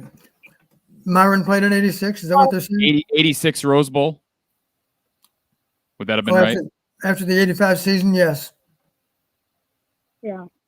Yep, they went out there. And then my granddaughter, back in the hospital, they had sent me a picture of from her room. You can oversee the football field perfect from the room she's in. So, yeah, my heart goes out to all the kids in there, and but everybody's excited for the win. So, well, we appreciate you calling in, and as always, thank you for everything you do with University of Iowa.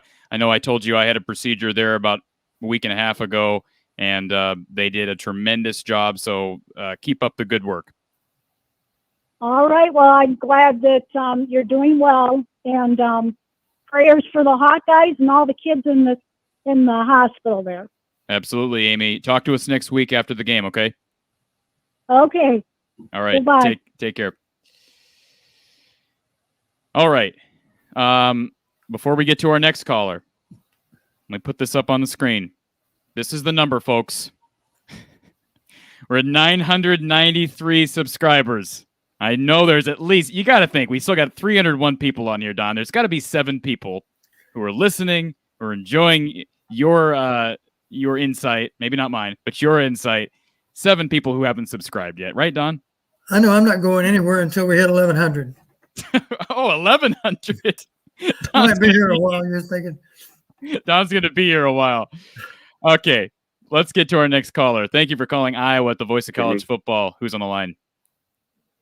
Hi, I'm Alex. Can you guys hear me? Hey, Alex. How are you? I'm doing good.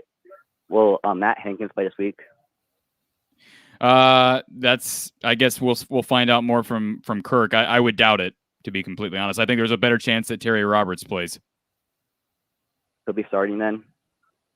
I would think so, Don. Wouldn't you think Terry would start over Jamari Harris if he's healthy? You know, Corey, let me say this. I would think one thing that might enter into it, the fact that we're playing in an indoor stadium might make a difference. I don't know the extent of Matt's injuries. Is it ankle related? I'm not even sure. I don't think Kirk has actually said no. Yeah. Anyway, I think it's a lower leg injury, and maybe the fact that he's not going to have to play in 30-degree weather makes a difference. We'll see. We'll find out. And of course, our preparation is going to be indoors. We're not going to go outside this week because we don't have to play outside. But I think, caller, Hopefully we win. If Terry Roberts is healthy, he's the starter. Jamari has played better. I mean, I think Jamari has held his own, but I think the coaches are more comfortable with Terry. But they'd have 3 healthy cornerbacks at that point, which would be great. Yep. Hopefully we win. Absolutely. All right. Thank you so much. Appreciate the call. And that seems to be a hot topic tonight, Don. Everybody wants to know about defensive back. You'd love to have 3 against that Michigan offense, would you not? Yeah, you would. You absolutely would. Again, there's some positive with being inside, but one negative, of course, it's going to be a little bit warm compared to what they're used to, and fatigue might be a bigger factor as the game plays out. And that's just one more reason you'd like to at least have one extra corner to play, because for 2 guys to play the entire game is a lot to ask. And Don, Destiny Pirate says, bring on the deuce, the secret weapon. I guess anything's possible, right, Don? Yeah, I suppose. Okay. Let's get to our next caller. Thank you for calling Iowa at the voice of college football. Who's on the line? This is Don, the old Hawk. I'm Don. older than your co-host. Oh, you're older than the Don. Yes, the Don, the coach. And you're sure of that? I'm just Don. He wants to know if you're sure of that, Don. Whatever. I got You say we're both in advanced years. There's an ingredient in. I'm sorry. We're both fairly advanced in our years. Let's say we're wise. We're wise in our years. Absolutely. There's an ingredient that I think occasionally is lacking at the Iowa football, and this is a little bit of history. It's 1958. I'm in junior high, and I'm playing intramural football, tackle football. The coach got us to William Penn College, and the speaker was a man named Clark Shaughnessy, also known as the father of the T formation. And the stress that he put on, he talked about a lot of things, but he talked flexibility. He was hired to coach at Stanford. He had won 1 game the year before. He looked at the squad. He moved guys around. He tweaked their system. And the next year they won 7 and lost 2. That's a pretty good turnaround. He was a consultant to George Hallis for a while. Second part, the late, great Hayden Fry used to say, hey, you got to scratch where it itches. And then the essence of it is an interview, Jim Zabel talking with Forrest Evashevsky. And he asked Evie, what's the single most important ingredient for a football coach? And Evie paused for a moment and he said, imagination. Okay, I'll let you guys talk. I got my piece in. I think the Iowa offense needs to. How Nebraska faked to somebody almost every time. They didn't just turn and hand off the ball so everybody could see it and everybody knew where it was coming. There was a fake or a distraction, a bit of deception on nearly every play. And I really think that Iowa could use some of that. Okay, guys, good show. Bye now. Appreciate it, Don. I think it's a good call, Don. He hit the nail on the head, and Evie, just like Hayden, appreciated that principle, did he not? Yeah, very well stated. And you've heard me say many times before that you have to. The best coaches I've ever known all had an edge in terms of imagination, and of course, it does help. Let's just look back to the Michigan game today. Do you recall how they scored their first touchdown? A really well-conceived reverse. Remember that? Yeah, you're right. It reminded me of the Desmond Howard reverse that you always talk about in Kinnick. Yeah, you're right. And that went all the way into the end zone. So And the beauty, again, of running any kind of misdirection play is, especially early in the game, is you slow down the pursuit a little bit. And that's important, of course, because the fewer tacklers you have near the ball, the better chance you have to get away. All right, let's get to our next caller. Thank you for calling Iowa at the voice of college football. Who's on the line? It's James again this week. Hey, James. I just wanted to say it feels good to be in the Big Ten Championship game again this year. And what was I? Fudge. I forgot what I was going to say. Oh, yeah, I was going to say my girlfriend's a Minnesota fan. So for me, it's kind of like she always roots for Minnesota. So I actually had a reason to root with her this week. Yeah. Instead of like against her like I was a couple weeks ago. Absolutely. United household for once, right? Yeah, it gets weird sometimes, but it's all right. I'm trying to turn her into Iowa fan. We'll see if it works. But I think it's good for us. I know our offense ain't very good, but I think our defense, special teams, will keep us in the game like it usually does. And like you were saying earlier, I think we match up with Michigan a lot better than Ohio State. Because Ohio State has wide receivers, and yes, we have good slots, but their wide receivers are the corners. But yes, I think their wide receivers are a lot better than our corners. Well, that's why it's important that I think you get one of those two guys back, either Roberts or Hankins. I agree with you. They've got electric skill position players, and their line is better than I can remember a Michigan line because they're dominant in the run game. And with Jack Campbell, I feel like Jack helps everything. Just from what I watched all year, it's like he helps set up everything on defense. And like even when we give up big plays like Nebraska, we gave up a first drive. Illinois, we gave up first drive for a touchdown. But then the whole team adjusted after that and it kind of settled down. And once we got everything back going, it helped us come back and helped us look a better team altogether. You're right. I completely agree with that, James. Do you think that's the thing that will happen this week where we kind of give up like a touchdown and after that we kind of settle in? Do you think it takes them a possession to see what goes on and then they realize how they can adjust to win the game? I hate playing from behind, and I'm frustrated that we continue to give up touchdowns on opening drives. I hope that Phil can figure out a way not to do that because you don't want to play from behind against a dominant run game like Michigan. Yeah, I agree with that. It's just sometimes it just seems like they, especially against Illinois, like the first time it seemed like they had no answers, and then after that, for some reason, it seemed like they clicked and had the answer. Yeah, I agree with you. Well, that brings up one good point, Corey. Something for Kirk to consider with the coin toss. The last 2 weeks, we started off on defense, and we've been behind after one possession, 7-0. That's one more argument to take the ball if you win the toss. Absolutely. Anything else, James?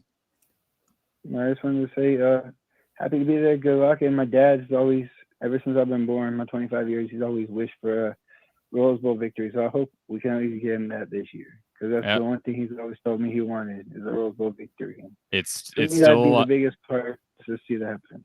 It is still alive, sir. All right. Thank you for taking my call and enjoy your night. All right. Have a great night. Thanks for the call, James. All right. And Don, I don't want to hold you to having to stay with us for the long haul. I am committed because this is an historic day. I don't know if that's hyperbole. This is an historic day. Iowa wins the West. I want to hang out for as long as people are willing to hang out. But Don, when you need to get away, or when your wife needs you to get away, I know how that works.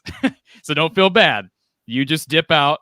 We do have another caller here. Thank you for calling Iowa at the voice of college football. Who's on the line? Hi, it's Ryan from Roselle, Illinois. Ryan, how are you tonight? I'm assuming you're a Hawkeye fan, which means you're having a great night. Absolutely, since 1981. I was 5 when I was told I can find another family if I'm not a Hawk fan. It's kind of a family inside joke, but it did happen. Anyway, my question is, given Michigan's running game and Iowa's tendency to play a base defense, and no one's going to argue on the defense for obvious reasons, but my question is, we saw how we went one-on-one with David Bell, and he set a Kinnick Stadium record, and that is really the extreme. But my point is, do we go 8 in the box and just force Michigan to beat us on the pass game with our secondary, because I think stopping that run game is going to be imperative, and it's still possible. And 2016 with Keith Duncan is not too far in my memory. And I'm really curious what Coach Patterson thinks. Thank you. All right, appreciate the call. And Don, do you want to comment on that? I would hope we don't have to load the box to slow down their running game. You need to realize, even when we're in our typical zone coverage, we have one safety or the other that's not too far removed from the box. If you want to go back and chart all of our free safeties tackles, Jack Kerner makes a lot of tackles for a gain of 2 or 3. That's how quickly he can react up, and yet he's in deep coverage. So obviously you got to be an experienced player to be able to never react up at all the wrong times. But even in zone coverage, we're capable of getting an extra tackler near the ball pretty quickly.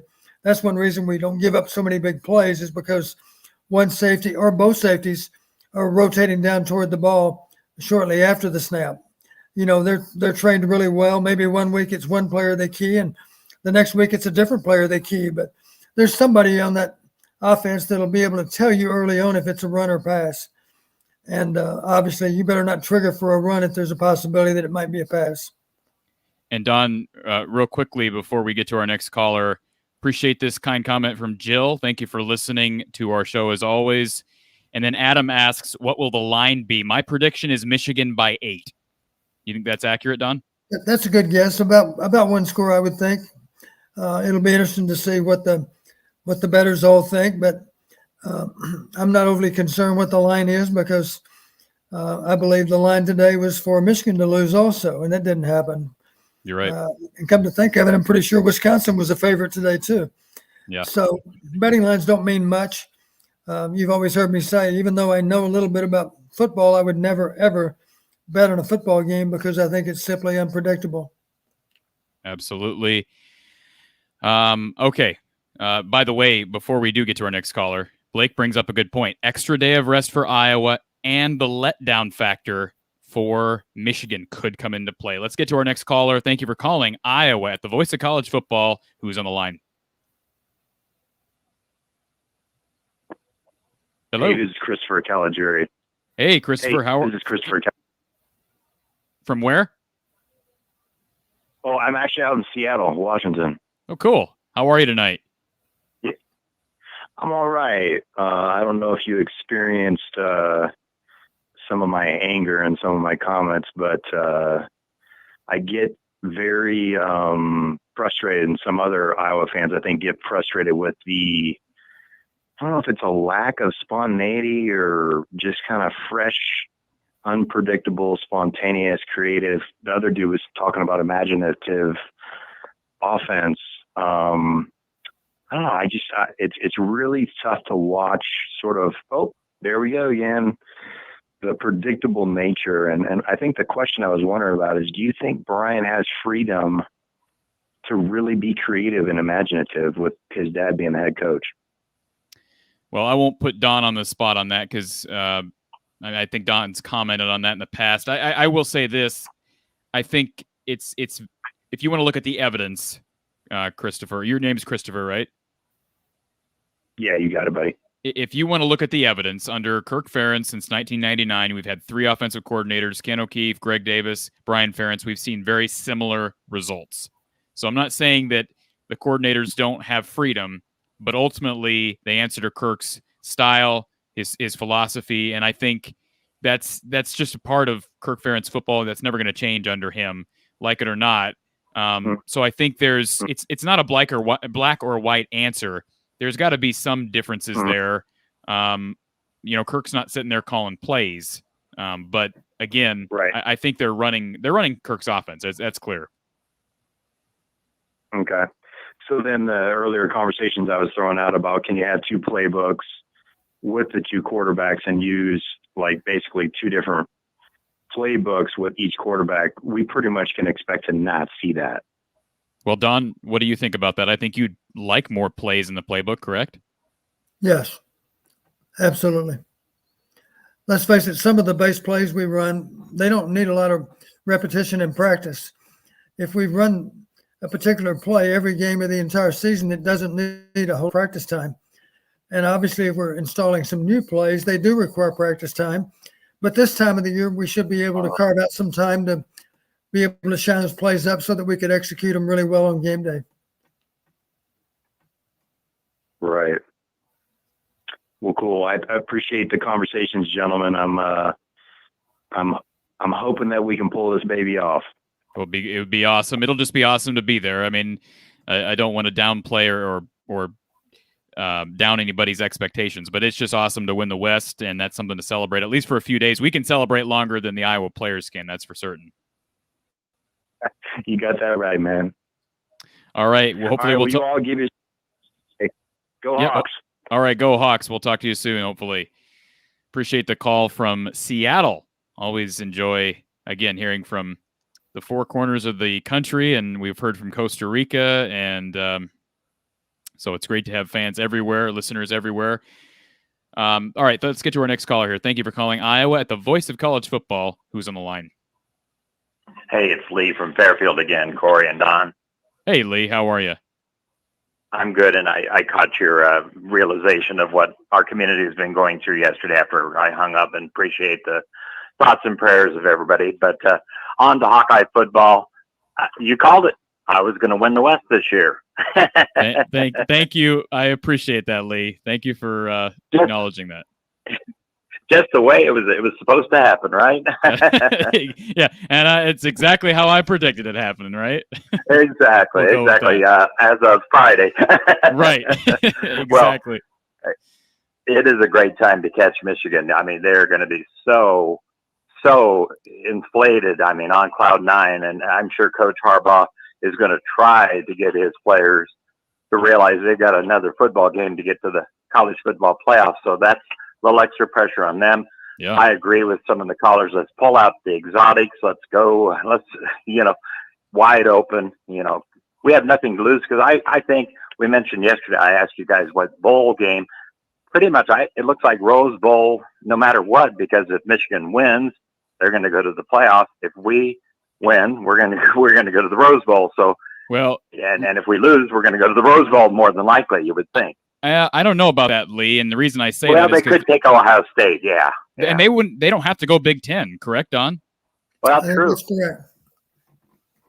Okay, so that's going to throw a wrinkle. I think it is definitely time for a 12-team playoff. And think about it, we would move into the top 12 this week. So, what's your feeling, Don, on a 12-team playoff?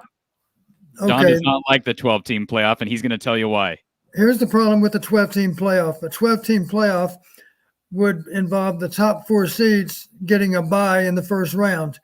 So you would have number 5 playing against number 12, number 6 playing against number 11, and so on. And this time of the year, with the attrition that you have over the entire season already, it would be a huge advantage to have a bye. Those teams that were able to win those first round games would be up against the top 4 seeds in the second round, not to mention a fresh opponent. So I think it's simply unfair. And to be honest with you, I don't think there'll be that much argument about who the top 8 should be. There's a lot of argument about who the top 4 should be, because certainly number 5 and 6 are very worthy of consideration. But to go beyond the top 8, I think it'd be easy to identify the top 8. You could even make it automatic if you chose to. You could have 5 automatic seeds to the 5 champions of the Power 5 conferences. And then beyond that, you could have 3 at-large bids. I think that'd be a good way to do it, actually. And now in that regard, you might end up with a 3-loss team in the playoffs, but it would be the 3-loss team that just won the conference championship in among those 5 leagues, whether it was Big 10, Big 12, ACC, SEC. Who did I leave out? Pac-12. Those are all, to be a conference champion in any of those 5 leagues is a real accomplishment. Yeah, no, you're right. And I didn't think about that, those 4 getting such a huge advantage by having a bye at that point of the season. And I was thinking those top 4 would maybe get a home game in the playoff format rather than using the bowls as sites. But I think maybe the best bet is go 8, go neutral, and use the bowls. And my final comment, I love the fact you brought up.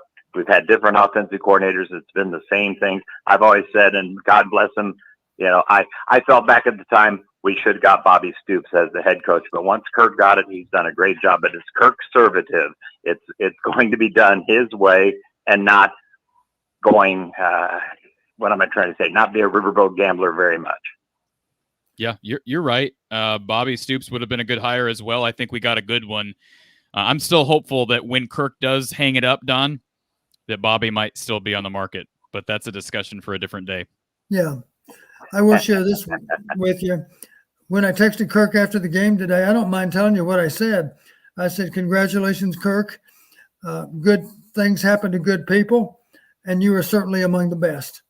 That's a true statement. Kirk's one of the finest men I've ever known. He is classy, and look at our program. All these programs that have had problems with, troublesome recruits or get in trouble with the NCAA. He's run a clean program. He's a first-class man, and there are times I'm frustrated like everyone else with the plays we call, but we can't argue with the results. He's had a successful program. Do you think Nebraska would take him and take our record over the last 10 years? I think that's a rhetorical question, isn't it? And I think Nebraska hasn't Nebraska tried to get him done? I don't know that.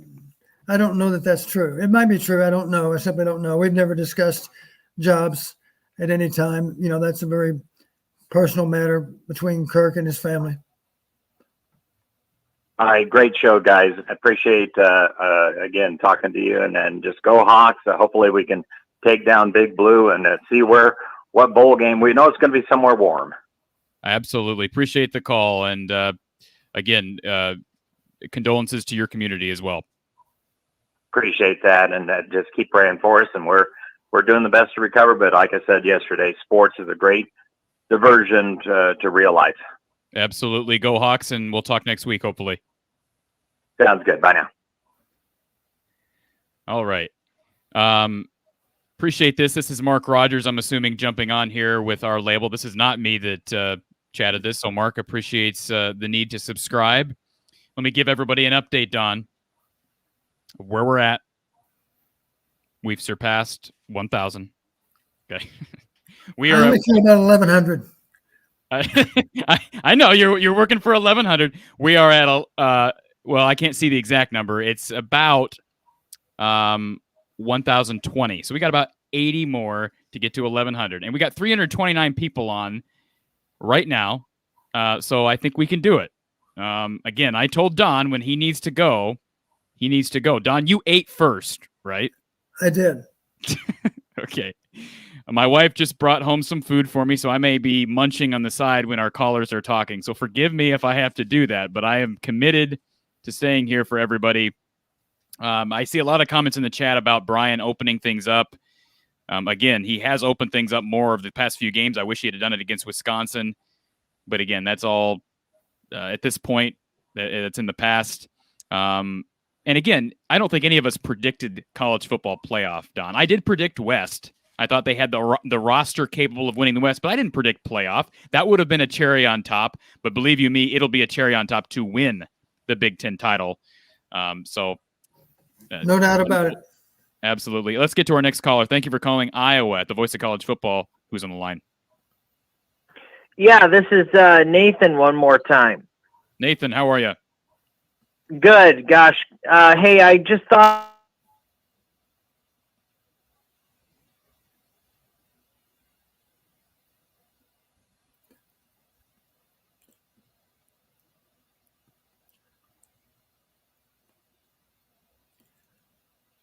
Corey, I hope you can hear Nathan because I hear nothing. He was asking about the stats. Man, I don't know if you might have cut out there, caller. The stats, though.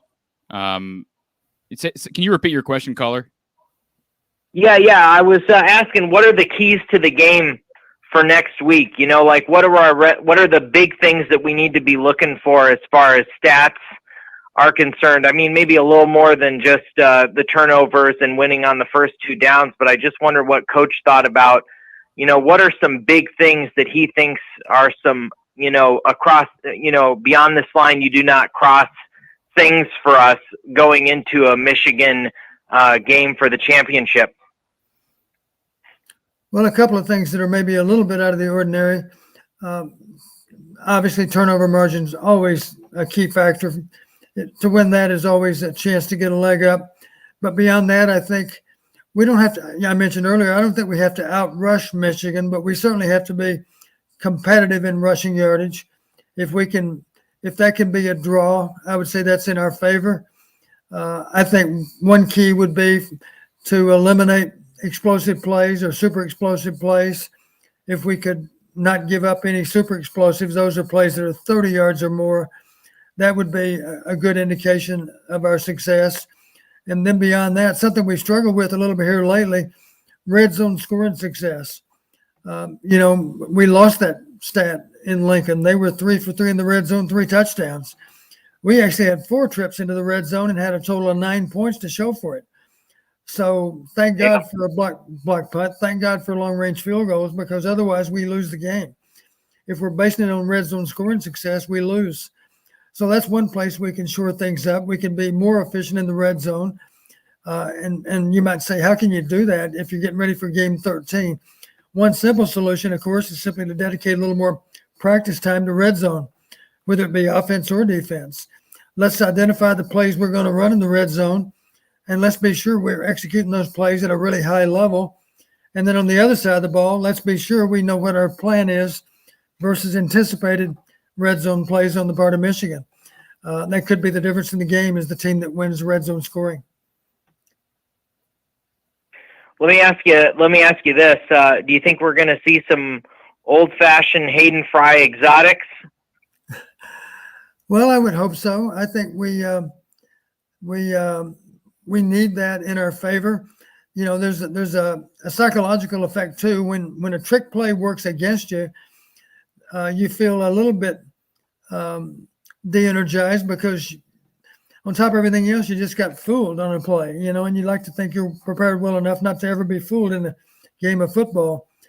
So obviously to fool the other team is a psychological boost for your team, and a negative for the other team. So I do think that pulling off an exotic early in the game does count for something. We certainly did it a lot in our 20 years, and I can think back to specific games where it made a difference in the game.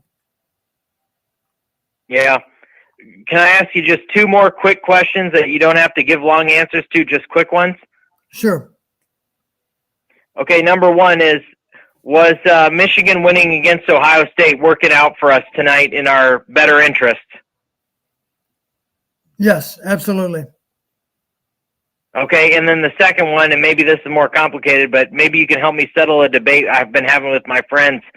Is strength of schedule junk science? I don't even know exactly how they determine strength of schedule. That's a good question. I think that's something that maybe is not very well understood. People talk about strength of schedule all the time, but what is it based on? Is it based on last year's one-loss record? Is it based on the one-loss record that's up through and including the last game? I don't know. I don't know how they determine strength of schedule. Corey, any ideas? I will say this, strength of schedule changes during the year, doesn't it? I mean, as far as ranking, if you're ranking strength of schedule, it has to. Yes, I think so. And that's why rating any team's strength of schedule preseason means nothing. It's just like preseason polls. I mean, absolutely zilch. I hate them because then they influence the rest of the polls the rest of the way. So I don't know. That's a good question, caller, and I really don't have the answer for you. I don't know if you guys are aware of this, but you can get there by Googling it. But Hayden Fry once did an interview where he pretty well, hand slapped the media for believing everything that the strength of schedule and preseason writers write about the preseason rankings back in the 90s sometimes. But he just kind of laughed it off and said that it's absolutely useless to put all of your faith in the writers as though it's the gospel when you have no idea with strength of schedule. I just wonder, sometimes it seems to me like a win is a win is a win. And it's always hard, even against some of these nobody teams. People don't realize how hard it is to win a football game. You're absolutely right. Well stated. Have a nice night, guys. Go Hawks. All right, go Hawks. Appreciate the call. How you doing, Don? You hanging in there? I'm doing just fine. I'm still wondering why we can't get to 1,100. I'm wondering that too. Maybe we should put the banner back up. Let's put the banner back up for everybody to see here. Please subscribe. If you haven't already subscribed, we got 310 people on. Please subscribe. Help us get to 1,100 because I don't want to kill Don by keeping him up all night. And if we do that, if we don't get to 1,100. When I'm done here, I'm going to go immediately to analytics. So that's going to keep me up for quite a few hours. You are a soldier, Don. It's ridiculous. Well, we need this information as quickly as we can get it. So in that regard, I'll start it tonight and I'll finish it probably by noon tomorrow. All right, we've got our caller queue full, so appreciate everybody's patience. Before we get to our next caller, I want to remind you, if you haven't already done so, check out Voice of College Football on YouTube. Mark Rogers does a tremendous job with a lot of different channels and so many different teams. He does a call-in show every Saturday night about 10 p.m., so we'll have the lines until 10, theoretically, if people are still wanting to call in. It's another hour and 20 minutes. But again, subscribe to the Voice of College Football if you've already subscribed here. And also, we do a live show with Coach Gary Close, former Iowa assistant coach Gary Close. That show can be found over at From the Hawkeye of the Storm on YouTube. So subscribe to that. We're already into the Iowa basketball season, but the schedule really ramps up Monday with the ACC Big Ten Challenge. Iowa, Virginia will be with you after. So again, subscribe From the Hawkeye of the Storm on YouTube. Let's get to our next caller here. Thank you for calling Iowa, the Voice of College Football. Who's on the line? Hey, I'm Dave. Hey, Dave. Hey, just a comment here. If my math is correct, Woody Hayes is the all-time Big Ten winningest coach at 205. Coach Ferentz is up to 178. That's 27 wins. That's a good 9, maybe early on, a good 3 years at 9 wins, or maybe 1 or 2 wins into year number 4. That puts Kirk about 70. Let's talk about him as the Big Ten all-time winningest coach when it's all said and done. That if it's 4 more years, that's 27 seasons, 70 years old or so. I just think this man is a legend, and we just gotta really love what we have while we have him. I think Don and I are on the same page. All 3 of us are on the same page on that one, caller.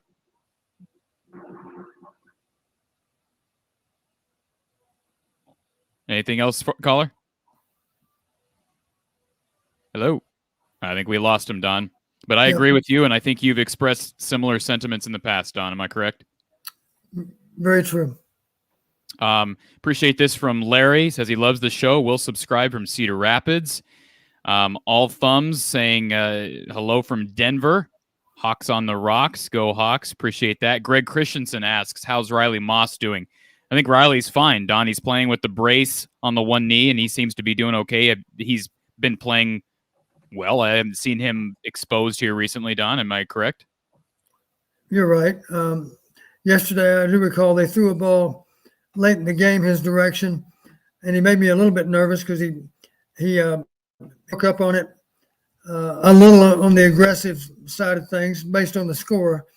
And I just reminded myself all over again, he's got to be prepared for double cuts because I'm afraid we didn't see him against Nebraska, but we certainly logically should expect to see some double cuts his way against Michigan. And before we get to our next caller, Don, Captain Genius says over-under on run-up-the-middle plays next week. Well, I have a great faith in number 65, and obviously an All-American center makes both the left and right guard look better. So we were very effective running the ball up inside last week, and I'd like to think we can do that to Michigan, realizing, of course, that both those edge rushers are outstanding players. It might be a little easier to be running between the tackles than it is to run wide anyway. We'll have to formation them to be able to get around them, I think, and we'll be prepared to do that, of course. But there are different plays that we can design to get outside, and they might not always be so obvious. Maybe some of them involve misdirection or even a reverse, things like that. They certainly have a place in the offense too. All right, let's get to our next caller. Thank you for calling Iowa at the Voice of College Football. Who's on the line? Oh, do you have me? Who's this?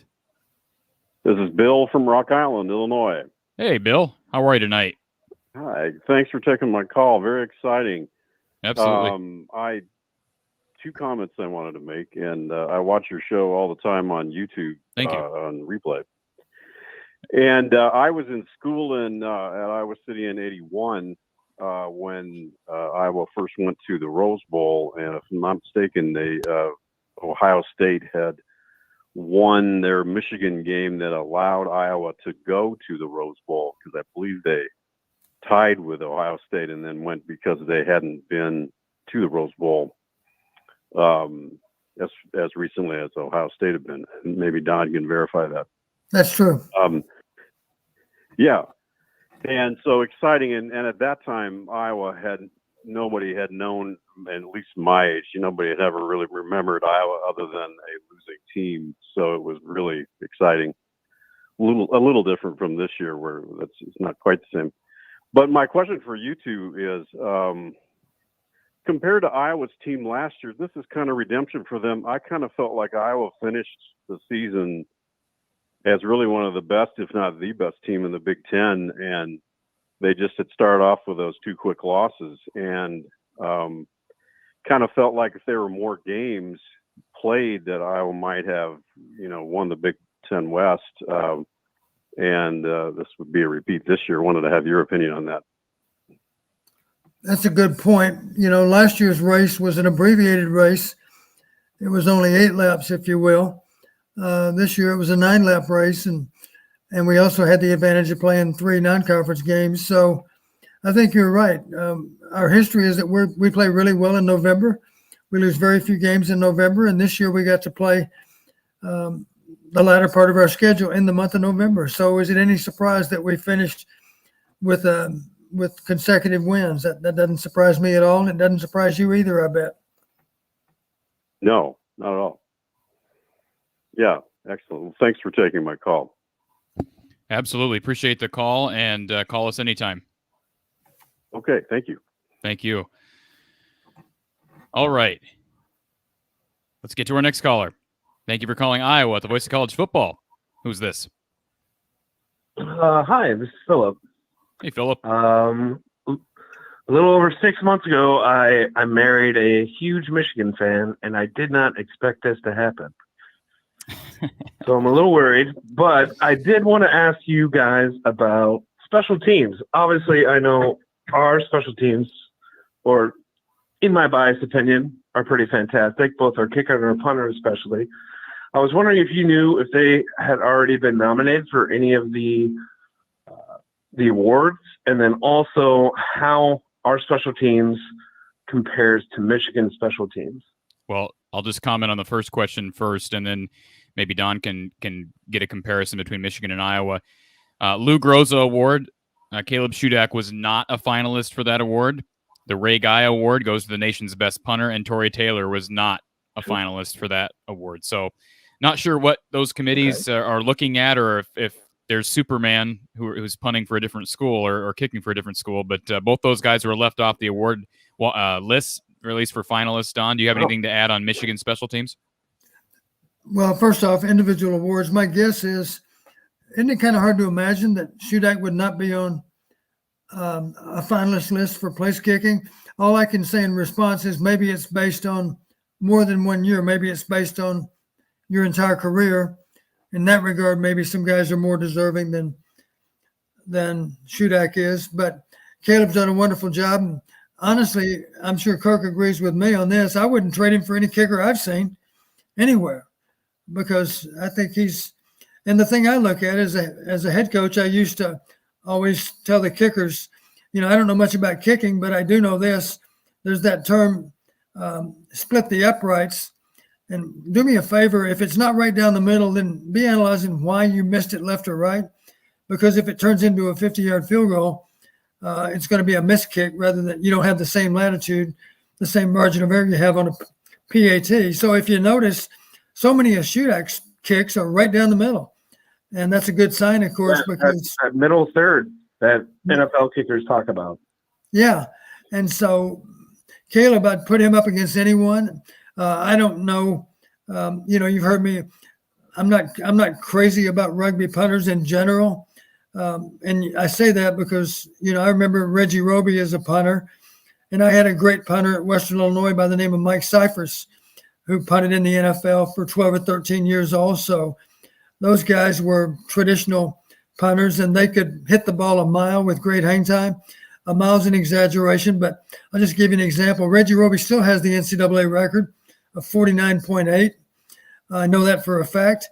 And when Mike Cyphers was a senior at Western, I asked our sports information guy one day, I said, do me a favor, go back and chart all of Mike's punts for the season when we're on our side of the 50. In other words, when we're backed up, what kind of average does he have? And he came back later and he said, Coach, he averaged 52.0. And I said, that's what I thought. At the time, he had like a 48-yard average overall. And when he told me he had 52.0 when he's backed up, I said, that's what I thought. He's actually a better punter than Reggie. And Reggie's got the NCAA record. And he said, well, Coach, Reggie's got a better average than Mike does, 49.8 versus 48.0. And I said, well, what you're not aware of is Reggie Roby did not pooch punt. We had another guy that pooch punted when we went across midfield. Another guy punted. And Mike had punted all of our punts. We punted 53 times that year in 13 games. We had a couple of playoff games in there. And the response of the sports information director was, well, Mike deserves to be advertised as the best punter in the history of college football. And I said, we can't do that because if you eliminate Mike's pooch punts, he wouldn't have enough punts to even qualify for the national competition. I think you had to have 3.6 per game. That may still be the case. But if you eliminated Mike's pooch punts, he was down to about 3.0 per game. We had such a prolific offense, we only punted 4 times a game. I wish we could say that about Iowa now. We'd have a better record than we do have if we could only punt. I wish I didn't know my punter's name, but yeah. What about Michigan State? Michigan's special teams versus ours. Do you think we have the advantage, or are we basically on the same level playing field?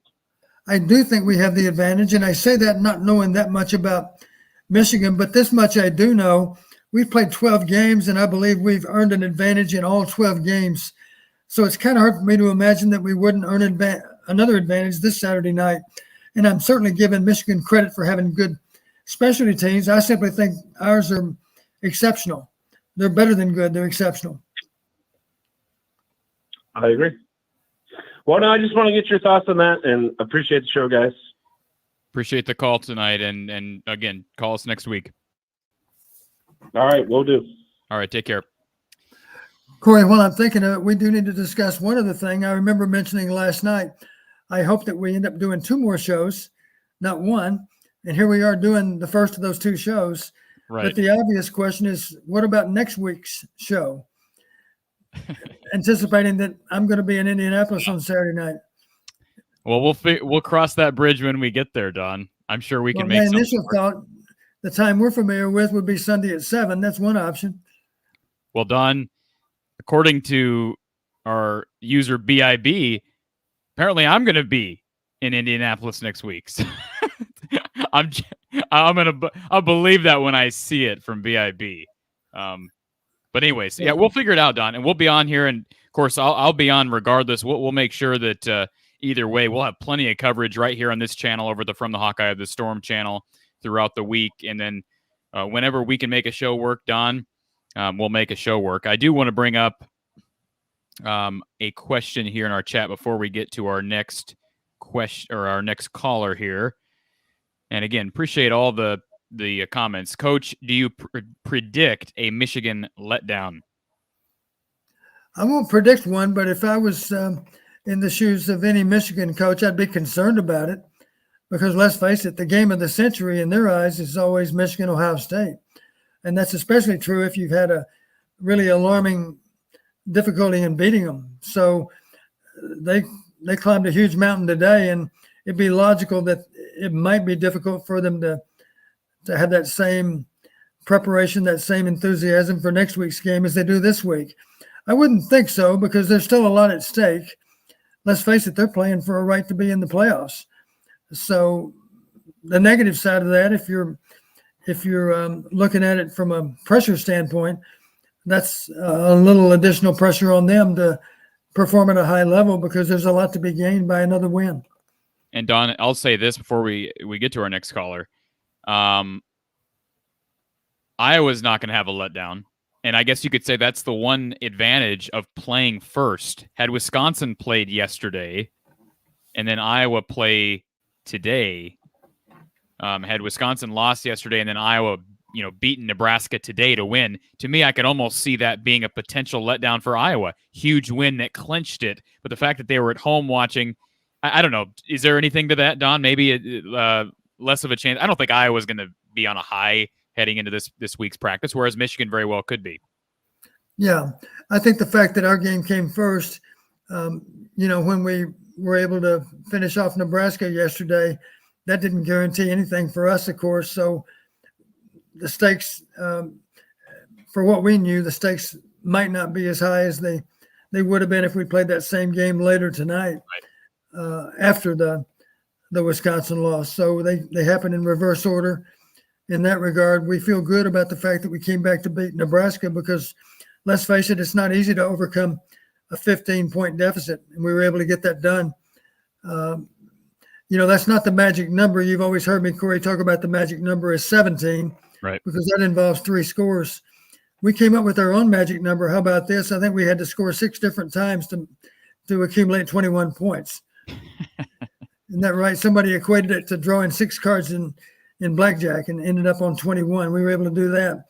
And then our 7th score, of course, put us up to 28. And Robert says, how much money would it take to have Coach Don on the sidelines with his playbook next week? I'm buying. So anyways, all right, let's move to our next caller here. Thank you for calling Iowa at the voice of college football. Who's on the line? Yeah, hi, my name's Clint. I wanted to ask you guys, do you think Iowa is completely out of the playoff picture with the way the rankings are kind of shaking out right now? We talked about that earlier. I think they're out. Again, maybe I need to look at the rankings again, Don, especially with Alabama winning today. That's just, I don't even know that even with a loss there that we could even have a conversation, Don. I'm guessing if we win 56-0, we might have a chance. I'm being facetious. I think it would take something really, really extreme to put us into the conversation. I don't think they're going to take anybody with 2 losses. If they do, it would probably be Alabama with the loss to Georgia. Well, I think right now Georgia, Cincinnati, and probably Notre Dame's in. But say Alabama loses and then the Big 12 team has a 2-loss, but Iowa wins a big game. Do you think they would take a 2-loss Big 10 team over like a 2-loss Big 12 team? Well, I think if there was a pretty good point spread between us and Michigan, yeah, there would be a chance of that. But I think it'd be a waste of time to sit around and have that as part of your goal to somehow win by 42. It's not likely to happen. I just want us to have a good, sound game plan, execute it. It needs to be an aggressive plan because I think you should certainly expect that Michigan's plan will be aggressive from a play calling standpoint too. Yeah, definitely. Okay, well, thanks, guys. I appreciate it. All right, appreciate the call. And I like this. So Brandon asks, can Iowa still go to a playoff New Year's Six Bowl if they lose to Michigan? I think the answer to that question is anything's possible, depending on who loses. Again, there's still games going on now. Notre Dame is taking care of Stanford. I have it on the kind of corner of my eye here. But again, I'm not a bowl expert. I'd have to look at the lineup. And I'm more concerned with being able to win the Big Ten title than I am a bowl game. Certainly the Rose Bowl is in reach, especially if you win on Saturday. I think the Rose Bowl would prefer to have a Pac-10, Big Ten matchup if they can find a logical matchup. I don't think they're going to do it at the expense of passing over another team that's obviously a higher ranking, better choice. But all things being equal, I think they'd like to find Pac-10 versus Big Ten. Yeah, and Ray does say this. He brings up that Dolphin Eddie, of course, Gary Dolphin and Ed Podolak said maybe concussion protocol for Padilla during the game. I did not hear anything about that. But again, if Dolphin Eddie said it, they've got a lot more knowledge about the ins and outs than I do. Okay. Yeah, I don't know. All right, let's get to our next caller. Thank you for calling Iowa, the voice of college football. Who's on the line? Hi, gentlemen. You guys know me as Destiny Pirate. I'm the one who put you over 1,000. Can you prove it, Destiny Pirate? I'll take your word for it. I appreciate that. Well, yeah. And I just wanted to ask, since I got you guys on the way, when you're rich and famous, could you guys remember me and at least send me a postcard? First of all, Don is already famous. I'm not going to speak towards Don's wealth. He, you know, if he were working today, he'd be a coveted assistant coach in college football. But yes, when I'm rich and famous, when that happens, I absolutely will give you a shout out, sir. You send me a postcard up to Okoboji, Iowa, the little lakes up there in the corner of the Oh my state. gosh, I love Okoboji. I love Okoboji. All right, guys, we'll come up in the summer and we'll go fishing. Hey, you know what? We go up there every summer, caller. We go up there every single summer. I love fishing. We always rent a boat for a day. I'm all for it. Okay. All right.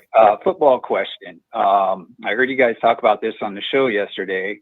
I'm counting on our Big Ten championship, and we're going to come back next year with a Big Ten champion team. And I think if I understand this, we can bring back some seniors, and Riley Moss and Charlie Jones and Tyler Lindenbaum. They all talked about coming back. So if I have this right, possibly all we would lose on offense is Kyler Schote and Ivory Kelly Martin, and on the defensive side, Jack Corner and Matt Hankins.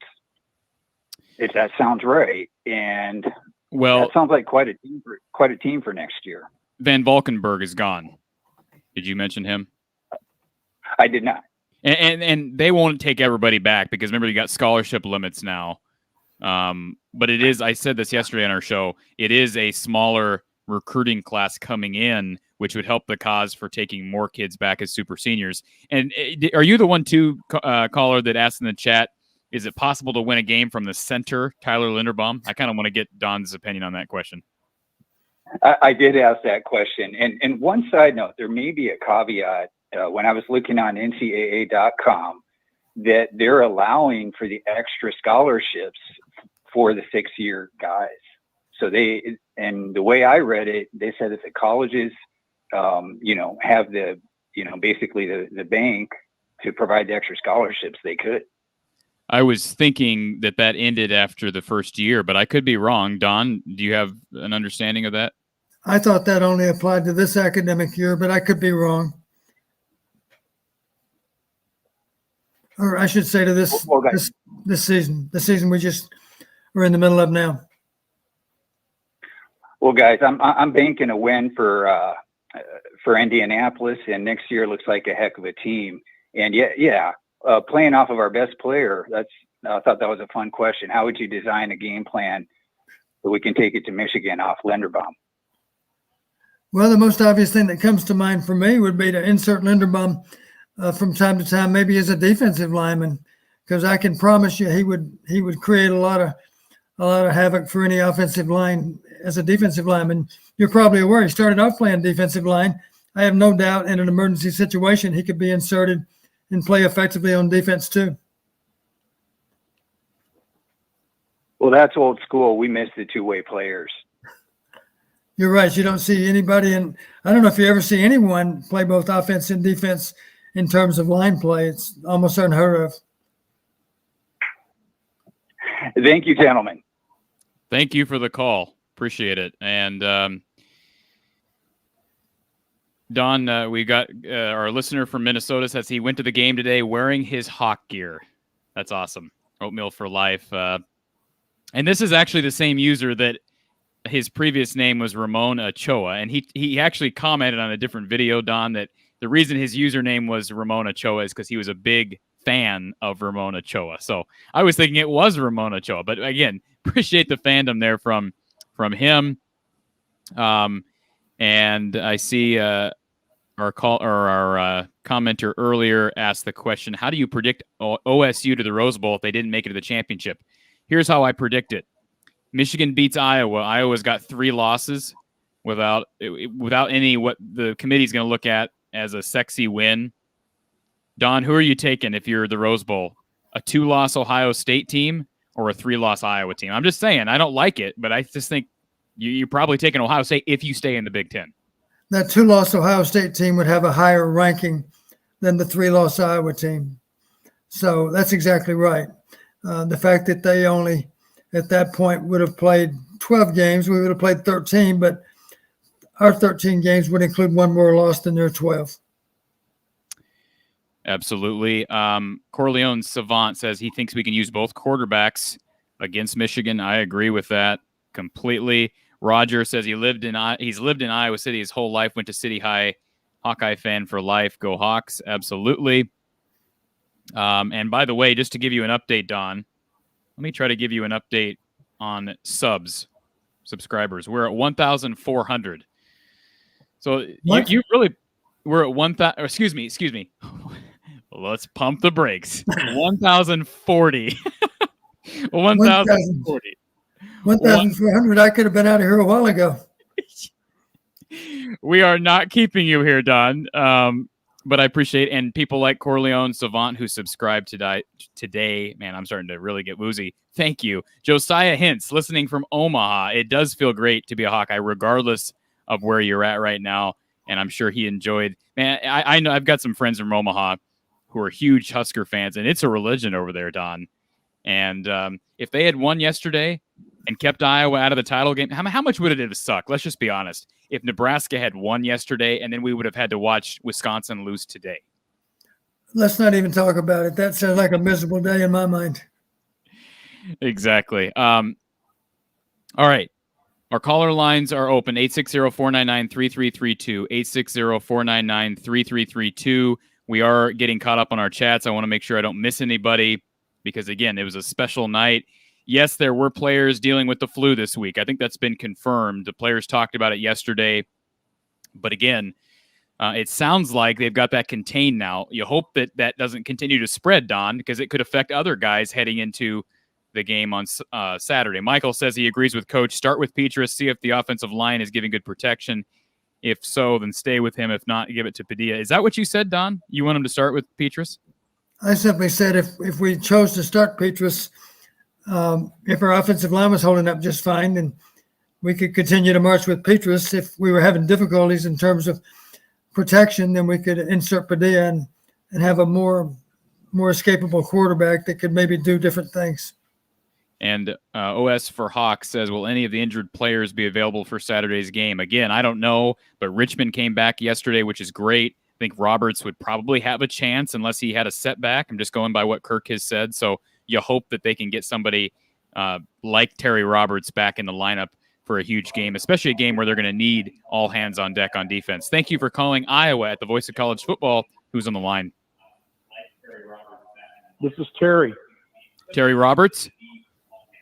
No, Terry from Des Moines. Okay, Terry. I got my hopes up. I thought Terry Roberts was calling to let us know he was going to play next week. No, Terry from Des Moines. I just wanted to know. No, I just wanted to know what you both thought of the first two offensive starts for Nebraska and Illinois when they scored their points. What do you think happened there? That's a Don question, Don. I've been perplexed by that because this is such a great defense, and yet we continue to let teams carve us. I think that the commentators used the term yesterday, like a hot knife through butter. Don, what's happening on those opening drives? Well, there's one consistency in both games with those opening drives, and that would be, if you go back and check, I believe they were maybe at least 50% pass. I do recall somebody else, maybe it was Wisconsin, I believe, went down the field with an opening drive and had a higher percentage of pass than run there too. So if there's one thing that all those first possessions have in common, is that they were maybe a little more pass than what you would expect. And it's not that they were going to fool us with the pass play, but maybe it's safe to say they felt that the protection would be better early in the game with play action rather than later on. You know, I don't believe we had any pressure, much less a sack in any of those opening possessions.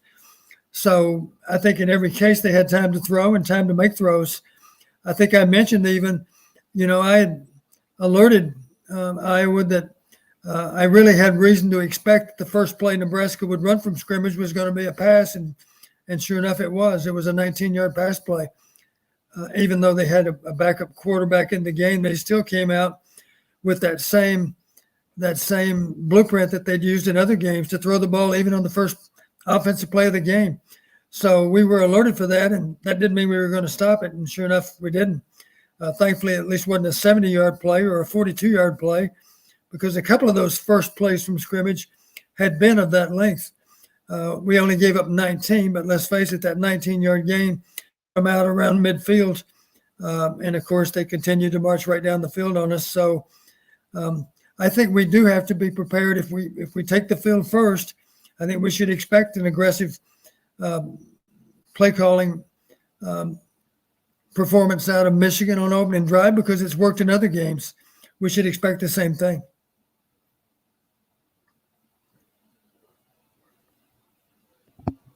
Anything else, caller? So you're cutting out on us. You cut out. Can you repeat that, caller? I'm sorry. I just was going to say I appreciate the show, and go Hawks. Appreciate it, caller. Thank you very much for that. And to all of our callers. And Paula Gustafson, she says, really appreciate the show you and Don put on. Thank you, Paula. That means a lot to me, and I know that means a lot to Don. Josiah says, in a nice theoretical world, does Iowa make an 8-team playoff with a win over Michigan? I'm going to say yes. Don, your thoughts? Absolutely. And the example I gave, maybe part of the selection process is 5 champions from 5 different Power 5 conferences. We'd be the champion we'd be in. Blake Jameson says Shudak is 22 of 25, 4 of 6 from 50 plus. He missed one between 20 and 29 yards. Roger says, are we going to have a watch party at Carver Hawkeye Arena on Saturday? Come on, Barta. Would they do that, Don? Well, it wouldn't be on Saturday, I don't think, because we play the game on Saturday night.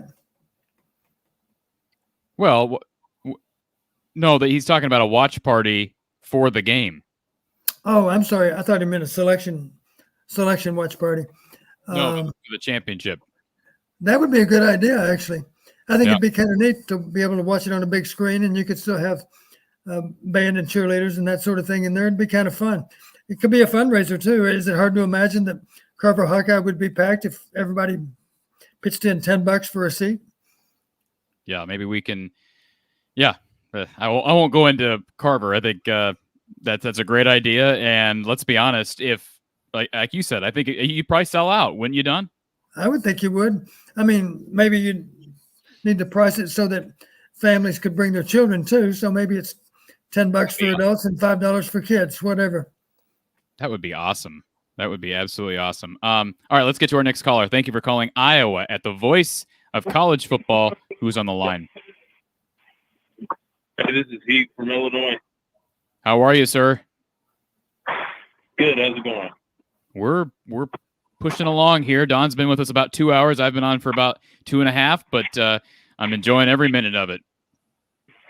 Hey, who would have thought yesterday when we were down 21-6 it would be in the Big Ten title game this week? Nobody's really brought that up, Don. That's a great point. Who would have thought? I was not feeling great at that point.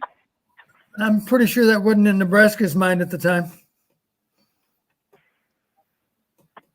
It's a huge roller coaster ride, and I was wondering if there's any way we can get the 2017 Ohio State uniforms for the Big Ten championship game. The black uniforms. Oh yeah, the black with the gray helmet with the black eye. You're kind of garbled. Your phone's cutting out a little bit, but I think I heard what you said. The Ohio State uniforms. We've never brought those uniforms back. I know, Don, you probably don't care a rip about uniforms, but the fans want to see them. Is there a chance we get the alternates this weekend? Well, the first question, if they're the higher seeded team, I'm assuming we're the visiting team. I don't know that. Maybe they alternated every year. 1 year it's East, 1 year it's West. I'm not sure what the protocol is on jerseys. I've believe we're the home team Saturday. So maybe it's alternating every year with who's the home team. Yeah. I believe we're the home team on Saturday. Well, I'd love for us to show up with our traditional uniform myself, but that's just me. I'm with you, caller. Let's pull out the alternates. Thanks, guys. Appreciate it. Go home. Appreciate the call. And Joel says he subscribed, but I'd be lying if I knew what 1,000 subscribers does for them. First of all, I will explain this for a second. Once you hit 1,000 subscribers, YouTube kind of puts you in a different category. So it helps us in our algorithm. It helps us get found by other users. But I'll just be frank. Myself, Don, we're not taking any profit on this, and certainly Mark's put a lot of work in to get all these channels up and running, and he's of course got a huge lineup of professionals who are working with these channels, and so the only way we can even get ad revenue is when we get to 1,000, and so there's so many different things that go into that. But again, we appreciate everybody helping us get there this evening, and certainly Don, you've been a big part of building this show. Corleone Savant says you have a freaking army of Hawkeye fans. So I love that. Jim Good, go Hawks. Let's get the Wolverines. Christopher, is there any way Coach Don can help Coach Brian in real time be more creative and spontaneous in his play calling? You don't have to answer that, Don. But again, people are complimentary of you. They're not trying to be insulting to Brian, but of course they respect your expertise. And when our other caller, Don, called in, Brian says the Dons have broke the internet. And we actually had a Donnie. We had a Donnie to call in tonight too. I was curious. Did we have a Donnie? Okay. If he spelled it D-O-N-N-I-E. It looks like we've got invaded by some Michigan fans, and that's okay. Plenty of Iowa fans on here. JTB247. So awesome seeing Coach Patterson. So appreciate that comment as well. All thumbs. Hawks should dial up one of Hayden's classic exotic plays. Absolutely agree with that. Teddy from Texas, from the Gophers. You're welcome. A lot of happy Hawkeye fans and happy Gopher fans. Listen, the Gophers fell short of a West title, but do they have a chance now? I mean, where do you see them bowling? You have any thoughts on that? I'm not sure, but I do know this: they finished 8-4, just as Wisconsin did. So they have a lot to be proud of because they finished with the same record as the Badgers. Absolutely. And Steven says Iowa has no chance against the Wolverines, Don. No chance. Well, I'm glad that Steven's not suiting up for Iowa then, because he'd have a defeatist attitude. I promise you the players don't feel that way, Steven. The real Hayden's with us. He says, I hope we have some wrinkles up our sleeves and leave it all on the field next week. Alan says, Don Patterson, what a legend. And, you're very kind, Alan. Do we have a history in the past? Are you an old friend of mine that changed his name maybe? Or Thank you, Alan. Craig says, Iowa prefers to be the underdog. We play better when others doubt us. I like our chances against Michigan. Dr. Wayne Carver, MD, says that Iowa lacks the killer instinct. I hope this doctor doesn't have the killer instinct either. I hope he's saving lives, Don. We have talked about that from time to time, Corey. It is a frustration sometimes. We tend to think if we're up by 10 that we can go conservative and run out the clock. But against a team like Michigan, that would be a mistake. Michigan has any number of big players on offense that can produce points. So if we're up by 10, let's keep the pedal to the metal and let's maintain that lead or try to build on it. Joshua, go Hawks from the Philippines. I think he's probably our caller. Maybe it's a different Iowa fan from the Philippines that's called in the past. We answered this question. Any chance of the Final Four? I can't imagine a scenario at this point. But again, let's enjoy something that it's only happened once since the divisions were formed. And let's be honest, Don, there were these pictures circulating yesterday, and I understand that you don't want to take that away from your players, but Kirk and Gary, that was a sort of a frustrating picture for me. I'm not trying to take away from their joy, but you see Kirk and Gary posing for a picture holding the West Trophy yesterday. I know, again, I know that what I would have hated to have happened is for Wisconsin to win today, and then for us to put on this facade like we had won the West, when in reality you don't win the West unless you go to Indy. Well, truthfully, we did that yesterday when we were posing with the trophy, because the trophy did say Big West champion. We were not yet the Big West champion. Yeah, I don't quite get that. But again, I understand. I saw a ton of arguments today on social media. Well, we are already the champion regardless of what Wisconsin does. That's just simply not true. If you want to believe that, that's fine. The good news is, Don, we don't have to remember. We don't have to hypothesize how we would have viewed being the co-champions, because we won it outright. And that's all that matters at this point.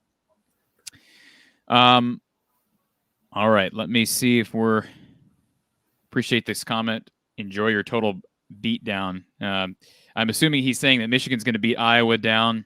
Whatever. Again, we'll see. Dr. Wayne comes back with us. He says Iowa beats Michigan, spanks Bama, and demolishes Georgia and wins it all. Don, you on board for that? I'm on board for it, but that's a scenario that's not going to happen.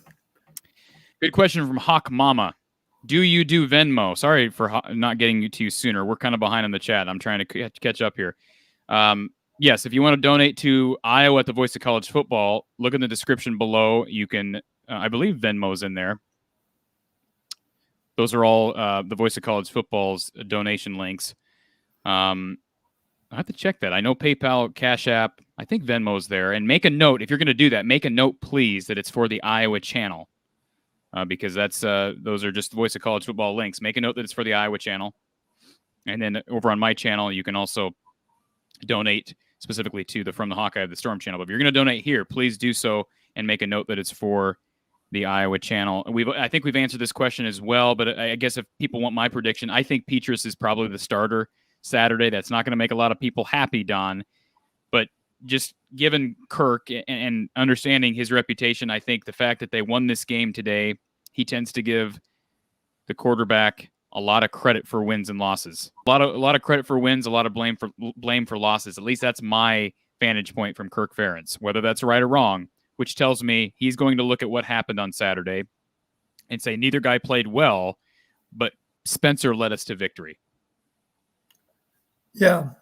And what we forget, of course, when we try to simplify the approach of which quarterback played better, let's face it, if Laporta's catch is ruled as a touchdown, then we'll certainly think that Padilla played better. And for that matter, I remember there was really not a very good throw at all in the second half. It was a huge play, and it was a great catch by Reganey, as I recall. Another one by Laporta. Both of them were really difficult catches. And the ball was not accurately thrown, and yet they still caught it. Those were balls that were thrown by Spencer. So I think it's simplistic to say one played better than the other, at least with my study, and I have some idea of what a quarterback is supposed to accomplish. To me, it wouldn't be an easy call to pick one over the other. They both had their good moments. They both had their bad moments. I'm just thankful that we can play winning football with both of them. And frankly, whoever starts the game, I'm not overly concerned about it, because if that particular guy's struggling, the other guy may save the day, regardless of who it is. Brandon asks, who's Iowa's best quarterback in the Kirk Ferentz era? Don, I know you coached a lot during this era. Do you have any comments on that? Obviously, Brad Banks is the one that comes to mind because, he probably is. But after Brad, is it Ricky Stanzi? Is it C.J. Beathard? Is it Drew Tate? I really like C.J. I thought C.J. had a lot to do with our success. That's how I look at quarterback play. How much did that particular individual elevate the performance of the entire offense? And you're right. I really felt if we didn't have CJ taking snaps at that point in time, we'd have been in a lot of trouble. And let's be honest, Drew Tate was a gamer as well. I know, there was some controversy about his attitude and whatnot, but he had that edge and he won a lot of games. And it's unfortunate that Brad Banks, you couldn't get Brad Banks for more than a year because, again, he wasn't ready earlier in his career. I know there's some criticism about him not being played earlier in his career, but he's even admitted publicly that he was not ready. But that is a good question. I appreciate all the the comments on that. Thank you for calling Iowa at the voice of college football. Who's on the line? Yeah, hi, John Williams.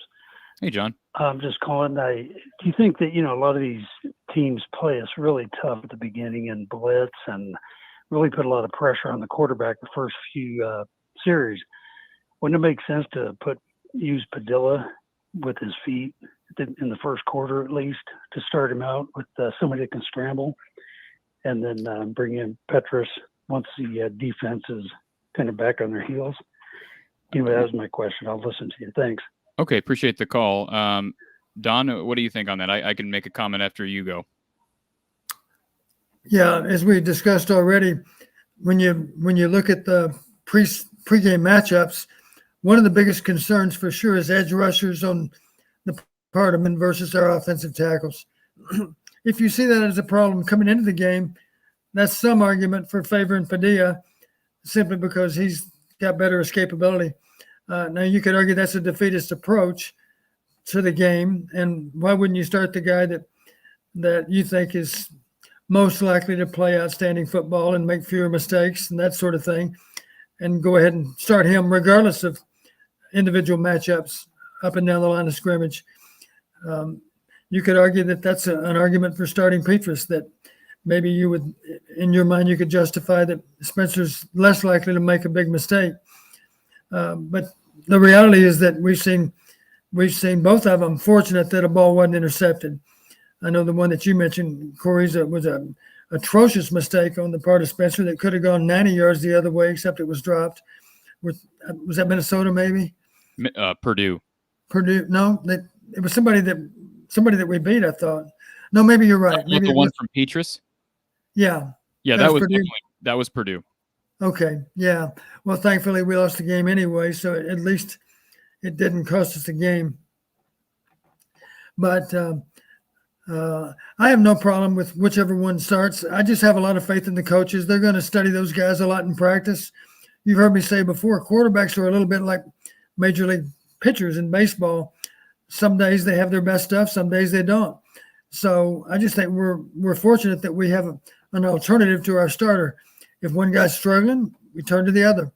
And it doesn't really matter which one starts and which one relieves. At that point, we'll just be thankful that we have both of them on our side. Now, this comment, as much as people want to throw compliments at us, Don, and we appreciate them, but somebody wants us to call a game at Iowa. They want you and me to call a game. So, in other words, step aside Gary, step aside Eddie, Don Patterson. Listen, you do a great job. But so no name Corey Brada from the Hawkeye. He's going to come in here and he's going to call a game with Donnie Patterson. For anybody that doesn't know, Don, you're an excellent TV commentator for the FCS on ESPN Plus and Watch ESPN. So anybody who's not listened to Don does this as a profession or as a side gig, I should say. But Don, if we ever get an opportunity to call a game today, or any day, I should say, let's call a game together. I'm all for it. Well, thank you, Alan, for suspecting that would be a good matchup. Wouldn't that be fun? I would love to do that. I'm sure you'd jump at the chance to replace Dolph. And I have great respect for Ed Podolak, and I'd be more than happy to replace him in an emergency too.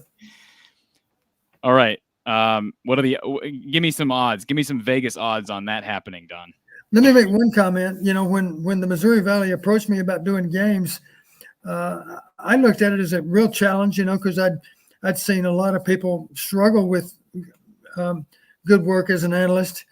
A lot of analysts are former players, and I think in general, I've seen a lot of great former players that are wonderful analysts. And the first one that comes to mind for me is Tony Romo from the Cowboys. Those listeners that have not heard Tony Romo do a game, I would even if you hate the Cowboys. Well, I guess he does other games other than the Cowboys, though, doesn't he? He works for a network, not for the Cowboys. But if you have a chance to listen to Tony Romo, by all means do so, because he's going to give you a lot of insight into what that quarterback's thinking on both teams.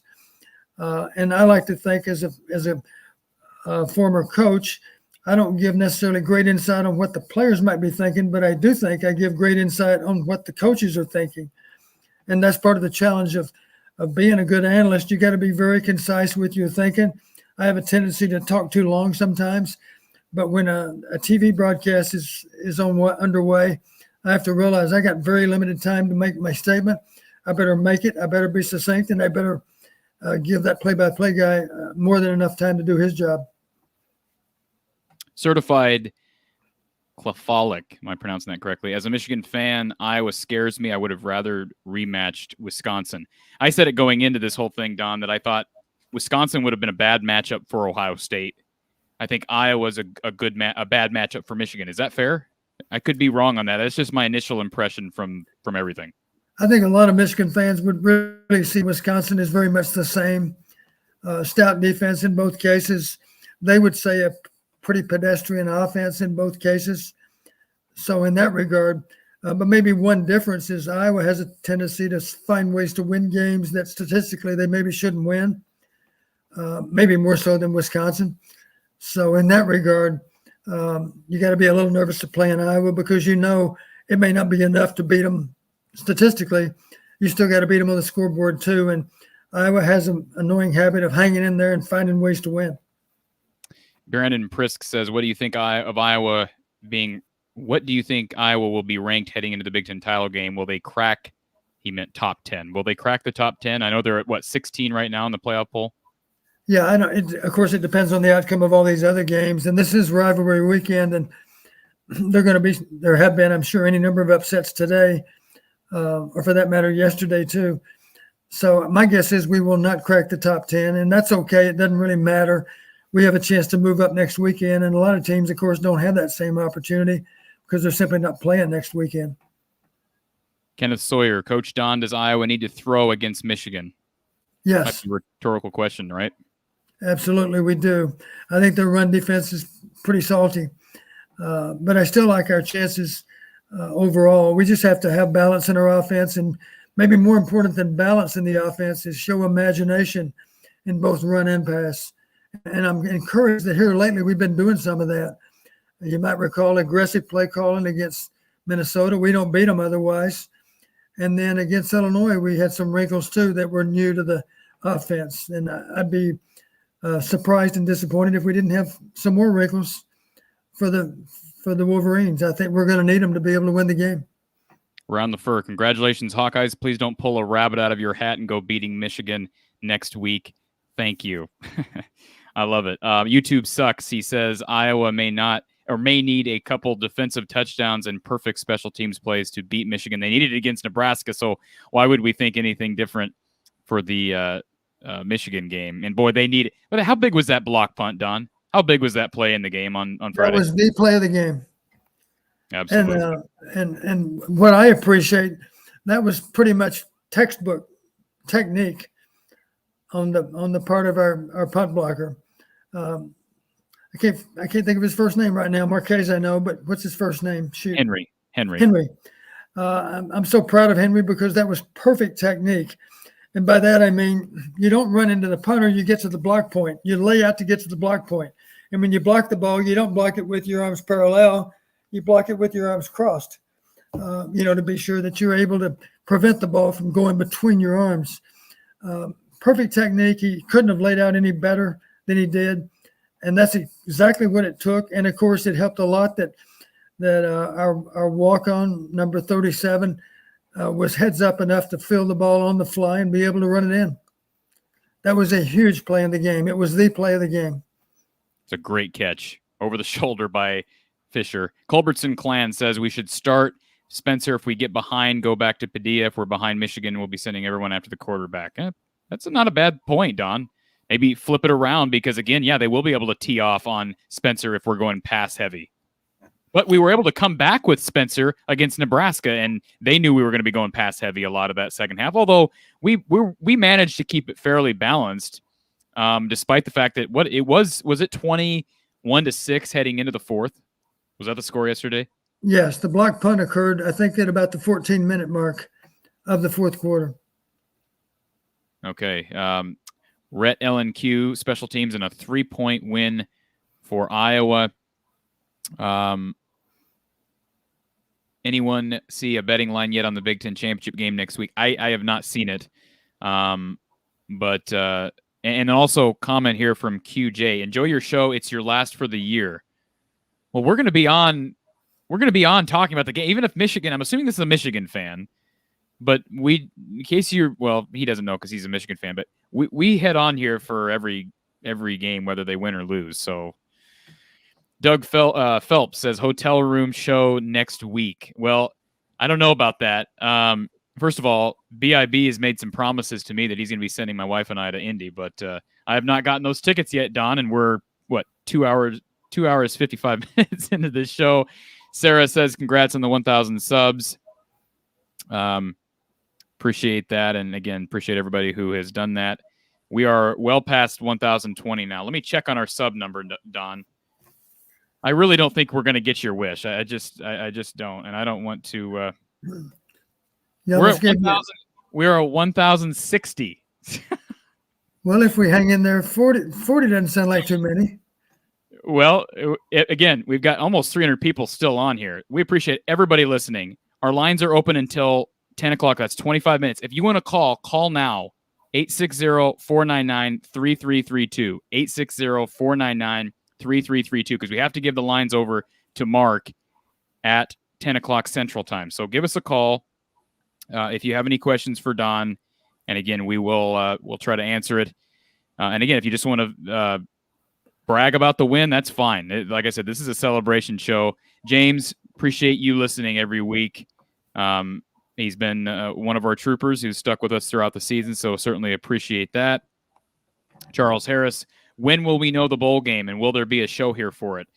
Boy, we're putting the cart ahead of the horse here, Don. I think the show would be, or excuse me, the bowl selection is next Sunday, correct? It's after the playoff selection. Yeah, and of course there'll be games even on. We're not the only game on Saturday night, so that committee needs to spend a little bit of time with their selection process. My guess is the show is midday or later on Sunday. River Monsta, I know this comment was a little while ago. What's the number to call? It's at the bottom of your screen, 860-499-3332. John is from Okoboji as well. I love Okoboji. It's one of my favorite places to go in the summer. Are you an Okoboji guy, Don? No, I'm not. We did make it up to Clear Lake a while back in time, and I enjoyed Clear Lake a lot. I know Okoboji's, I'm sure a lot of people would say Okoboji's a step up from Clear Lake even. It's the Clear Lake is beautiful. No, it's a really nice town and a really nice lake. Yeah. Here's a question for you, Corey, talking about subscribing. Can we give the listeners an idea? How long does it actually take to go through the subscription process? I'm assuming it takes 5 minutes. Takes one click. One click. Well, here's a new rule then. We're not going to talk to you callers that call in until you've subscribed first. How's that? And we're going to interrogate you to make sure that we can validate that you have subscribed. Erica says having Linderbaum as a dual player could be a game changer. The coaches should consider it. Don, they're not putting him back on the D line. Well, unless we have some injuries, maybe. But right now, I think our depth is good enough where we don't have to ask Linderbaum to double up as a D lineman. Well, Brian says Linderbaum and at the Wildcat. Now you're thinking. Okay, Steve says, when was the last time Michigan beat the Hawks? That would have been 2019. That was the 10-3 game? It was a ridiculous game in Ann Arbor. Of course, Iowa beat them in 2016. Yeah, we got sacked. We got sacked 8 times or something. Yeah. Isn't that the game? That was guard play. All about guard play. Yeah, it was just it was a mess. Doug Phelps, Iowa travels better. BJ says Iowa isn't going to a BCS bowl. Well, technically, there are no BCS bowls anymore. New Year's Six bowl, maybe. If they beat Michigan, they're in a New Year's Six bowl, right, Don? 11-2 with a Big Ten title. Absolutely. Yeah. If they don't win, there's no guarantees. Well, where's Michigan going to be ranked this week? Probably no worse than 3rd. Oh, they're in. Yeah, definitely top 4. Yeah, and I think they'd move ahead of. Don't you think they'd move ahead of Cincinnati? A one-loss Big Ten team just knocked off Ohio State. Yeah, they knocked off the number 2, right? Yeah, Ohio State's number 2. And Carter, we do have a call here, but Carter wants to know, does a 2-loss team from the Big Ten get in? Or excuse me, a 2-loss Big Ten champ? The answer question is no, because the only 2-loss Big Ten champ would be Iowa. Michigan will get in with 1 loss, but boy, Iowa, I just don't see any scenario where that's even in the conversation. Thank you for calling Iowa at the voice of college football. Who's on the line? This is Rick from Clinton, Iowa, the home of Duke Slater. Hey, Rick. Yep, the home of the late and great Duke Slater. Oh, yeah, really. All right, just have one quick question for either you or for Don. When Padilla's been in there, a lot of time, I mean, he's really good. He'll roll out, you know, get out of the pocket. But I've just noticed, you know, quite a few times he'll roll out and he's looking to throw. And there's been, I mean, enough times there's nobody downfield to throw to. But if he would, you know, he'll kind of pause. If he would have just take off, I mean, there's sometimes he could have got 15, 20 yards. Is there a governor on him? They just want him to play it safe? Because I haven't seen him really run, maybe once. But he's had some great, huge, wide open spaces. Why doesn't the guy just take off, you know? Don, you have any thoughts on that? He doesn't run much. That's true, caller. You're absolutely right. We've not seen him. We have not seen the coaching staff utilize his legs with QB draws or really much of anything besides rolling out. Don? So they wanting him just to play it safe, or I mean, they need to just let this guy go, you know? Don, do you have any thoughts? Yeah, there were times. I do recall one time Laporta was wide open on an over route, you know, and we were disappointed that he didn't find him. But in general, the naked's typically thrown to the front side, you know, either on short routes or maybe a comeback a time or two, I think, off the naked. In a couple of cases, he has run the ball. We talked about that one time. He actually slid a little bit too early. You saw that again today, incidentally, with the Wisconsin quarterback, right? That was their last offensive play. On fourth down, I'd ask the quarterback, please don't slide, because you might not get the spot that you think you're going to get. You know, they're supposed to rule you down when you initiate the slide. And sure enough, in today's game, the Wisconsin quarterback actually got spotted down short of the first down yardage. So on fourth down, you're a running back. Go get the first down and then some. In Wisconsin's case, they needed every yard they could find. You know, sliding wasn't going to help the cause at that point.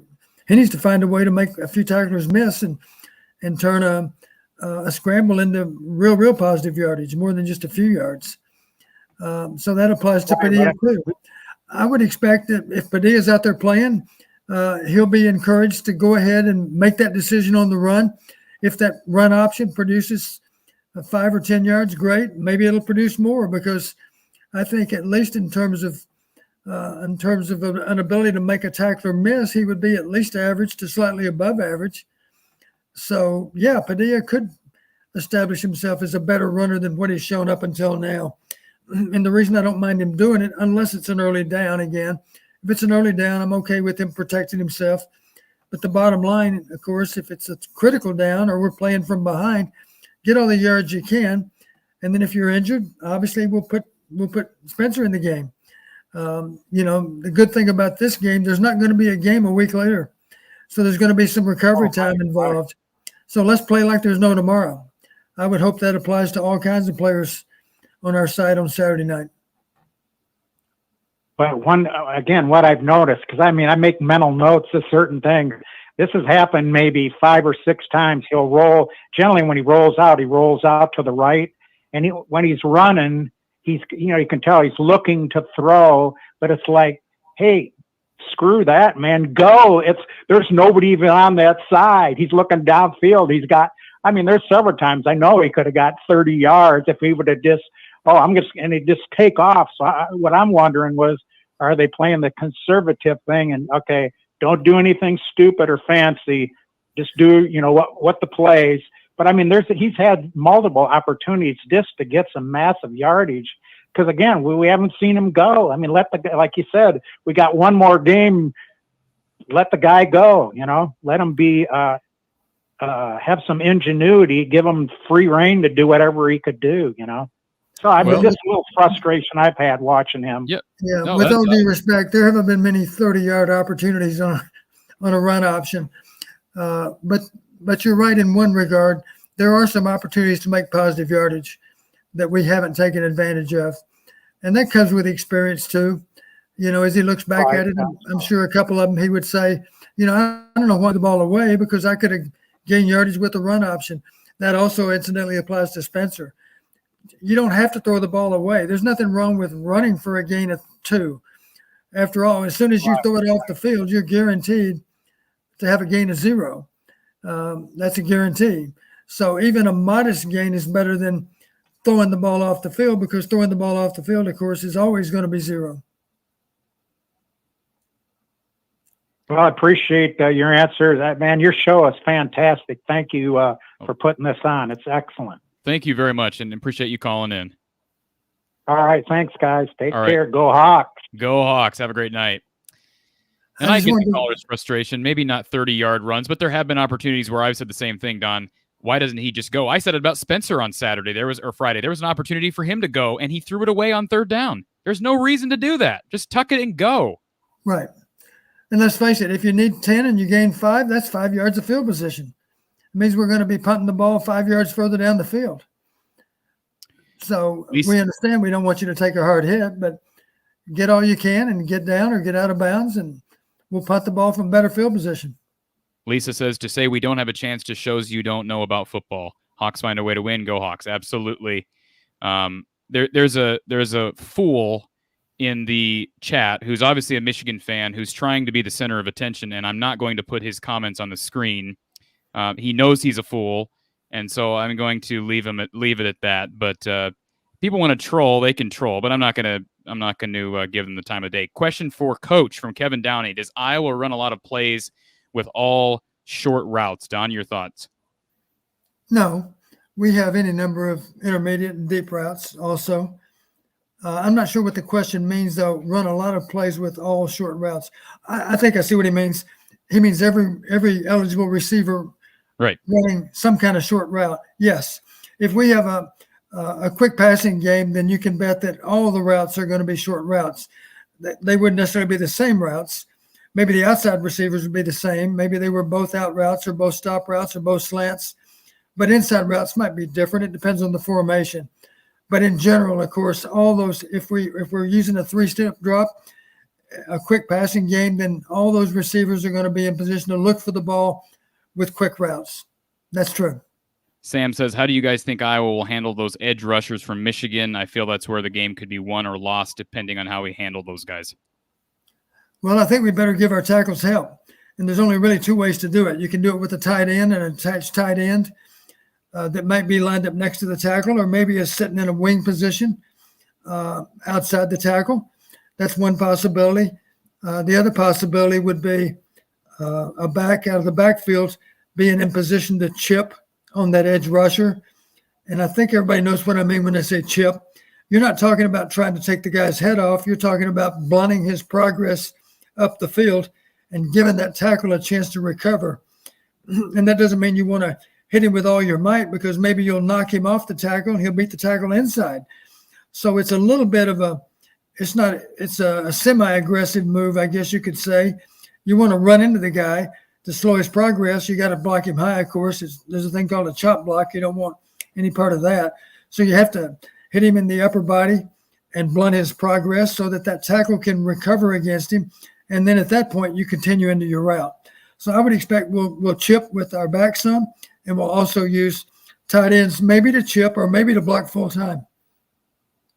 All right, let's get to our next caller. Thank you for calling Iowa, the voice of college football. Who's on the line? Hey, this is BJ from Cedar Falls. Love the show, guys. I'll tackle Jack Campbell, so excited to be on the show. But I just wanted to mention, I do think I feel Padilla needs to start the game with Michigan's rush. Just need to be a little bit more mobile. It did seem, a caller mentioned it yesterday, but it does seem like our run game gets going a little bit better. I'm not sure if it's because they are potentially considering Padilla running or getting out of the pocket a little bit more. I love Petrus. I love Spencer. He's a great guy, great teammate. Just, I don't know if he's a good fit this week.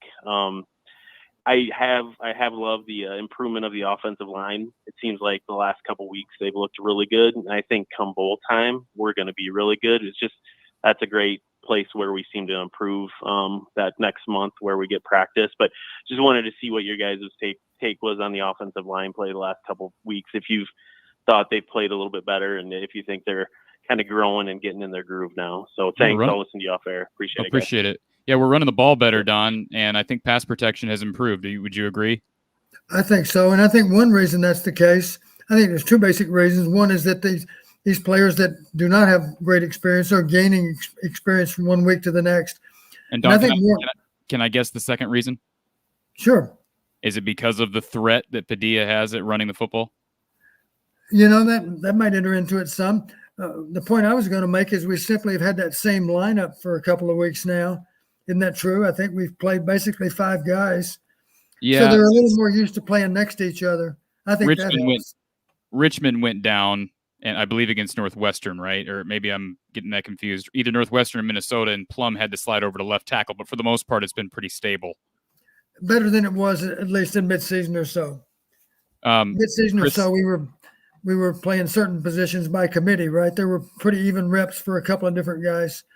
Right. So maybe we had any number of combinations. Chris says it was nice. It's nice for Burt Reynolds to join. What's the Brandon comment? I don't understand Brandon. I don't know. But you're Burt Reynolds. I see. We know that. What bowl game do you think we get to currently? I have no idea. Let's wait till after this next weekend. Again, I'm sorry I'm not a bowl expert, but let's wait till next weekend. Let's get our next caller here on the phone line. Thank you for calling Iowa at the Voice of College Football. Who's on the line? All right, everyone from Iowa, sing it with me. Minnesota, hats off to thee. True our colors united, will ever be firm and strong and united are we. Rah, rah, rah, rah, rah, rah, rah, rah, rah, hats off to you. Is this Minnesota, Dave? Of course. Hey, you're the best, brother. I appreciate you calling yesterday because it changed the game, I have to say. My response was, thanks, PJ, for calling in. Yes. I needed to do that today for you guys. All right. I am the happiest guy ever. Every time we beat Wisconsin, I'm just happy to take one of the 2 major trophy games. If it wasn't Iowa, let it be Wisconsin. It's perfect. We congratulate you on your win. All right. You guys have a nice night. I know you guys have some Iowa fans that want to talk about Iowa football. We got one more caller on the line. I think we're going to wrap her up. So I appreciate the call, Dave. Okay. Bye-bye. I love that. Dave called in yesterday before you jumped on yesterday, Don, and it was good to hear from him. He's from Minnesota and a happy Gopher fan today. March 728 says, I feel like Brian Ferentz play calling was a little more risky without a lot of them working. Do you see that continuing against Michigan, Don? I'd be happy to answer that question. You've heard me mention yesterday, one of my concerns, you cannot guess on when to run a reverse. It's got to be based on observation. When do you run a reverse? When players are not running so hard up the field, when they're pursuing more flat across the backfield, that's a good time to run a reverse. So you don't want to guess. You got to call it at the right time. And when do you call it? When that backside pursuit starts really flattening out and running down the line of scrimmage, when they don't get proper depth, that's when you call it. That's one example. Another example, you've heard me say, I love trick plays. I love exotics. I love misdirection plays. But the caveat is you got to be prepared to instruct the quarterback about not running them versus the wrong looks. So it's critical that the quarterback understand against certain looks, I got to get out of the play. I don't want to waste the play. And that's when you end up with a negative play. It was a good thought to run a trick play, but you got to run it against the proper defense. And maybe it's good against all looks, but in some cases, it's good against certain looks and not good against others. And that's got to be on the quarterback. And our quarterbacks are plenty smart to get that done. So I'm hoping that all exotics are set up that way so that we never, ever waste them. Tanner, appreciate you subscribing. He says, does it feel better seeing a super senior ISU team completely flop while Iowa wins the West with a team that will have around 16 returning next year? I am not an Iowa State hater, for the record. I feel kind of bad for them that they finished at 7-5 because that would have helped Iowa's strength of schedule. I feel bad for those kids. I live in Ames. That's no secret. But, the disappointing season for Iowa State, no question about it. And before we get to our next caller, Erica wants to know the history of calling Don the GOAT is. I think Charles is the one who started that, and you are the GOAT. You are the greatest of all time, Don. We can say that, and you can just take it. The Outlaw Josie Wells will a Big Ten championship win for Iowa squelch the toss Brian Ferentz out of the bathwater talk. I don't know if that'll ever get – there's always going to be fans out there. And certainly the offense isn't great. I mean, You want to know where Iowa ranks in total offense, Don? It's last in the Big Ten. That needs to be better, whether you go to the Big Ten title game or not. I'm not going to talk about that today because we're trying to keep this positive. They won the West despite that, but there's room for improvement. Let's look at it from a positive perspective. They won the West with a porous offense, and so there's room for improvement. It's not a personal attack on Brian or Kirk or Ken O'Keefe, but there's a lot of ways for them to improve, and let's hope that they can do that. And if they can, they got the horses to be right there at the top of the West for a couple of years, I think, at least. Thank you for calling Iowa at the voice of college football. Who's on the line? Hey, gentlemen, this is Destiny Pirate from Okoboji calling you again. Hey, how are you, Okoboji Destiny Pirate? Guys, while I was listening to you playing a little armchair coach here, my thought was this game could be won on psychology. And we keep referring back to exotics, and I think of 1985 and the game against Michigan. So I've got two questions. The first one is, do you think there's any chance that we can get that locker room in Indianapolis painted pink? Don? That's probably a little too much to ask, I think. I'm pretty sure the Big Ten would not be very excited about getting that done. We'll work on that from the fan side. Okay.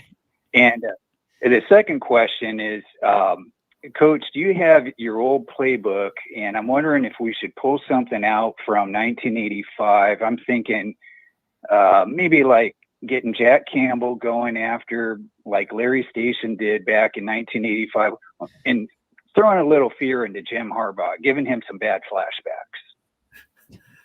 Well, Jim Harbaugh doesn't have any fond memories of Iowa anyway, because I think the last time I checked, we beat them with the last second field goal. What year was that, Corey? Maybe 18? 2016. 16. That was a wonderful game. It was. And I think he's beaten us since. You said up there they beat us, right? Is that the only time we played since? Were we 1-1 in the last two games? I think. I think that's true. I don't think Iowa's played them here since 16. Yeah. But that game in particular, we really outplayed them, and it would have been unfortunate if we hadn't hit the last second field goal, because I thought we clearly deserved to win that game.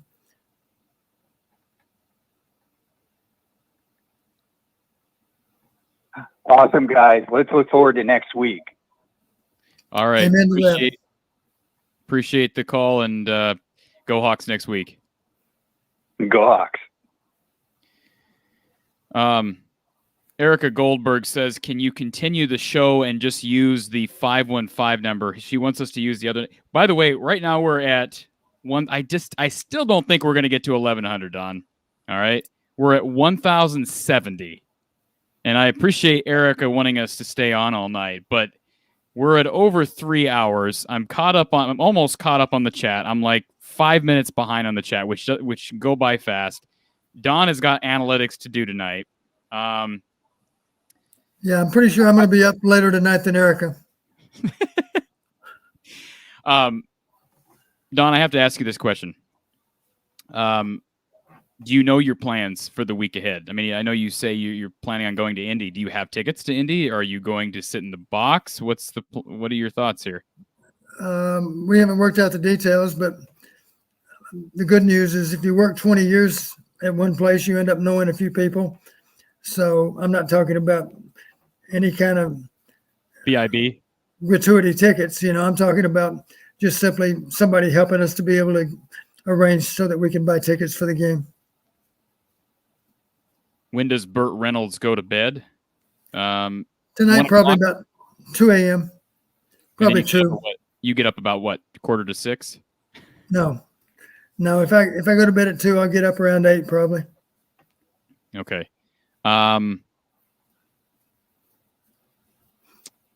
Corleone Savant says, love that question. Let's paint the locker room pink, or better yet, rainbow. Harbaugh, 0-2 in Iowa City. That is absolutely true. If you're looking, I'm assuming we're talking player and coach, correct, Don? Yes, once as a player back in 85, yep. 1985, the game. Go Hawks from Bad News here.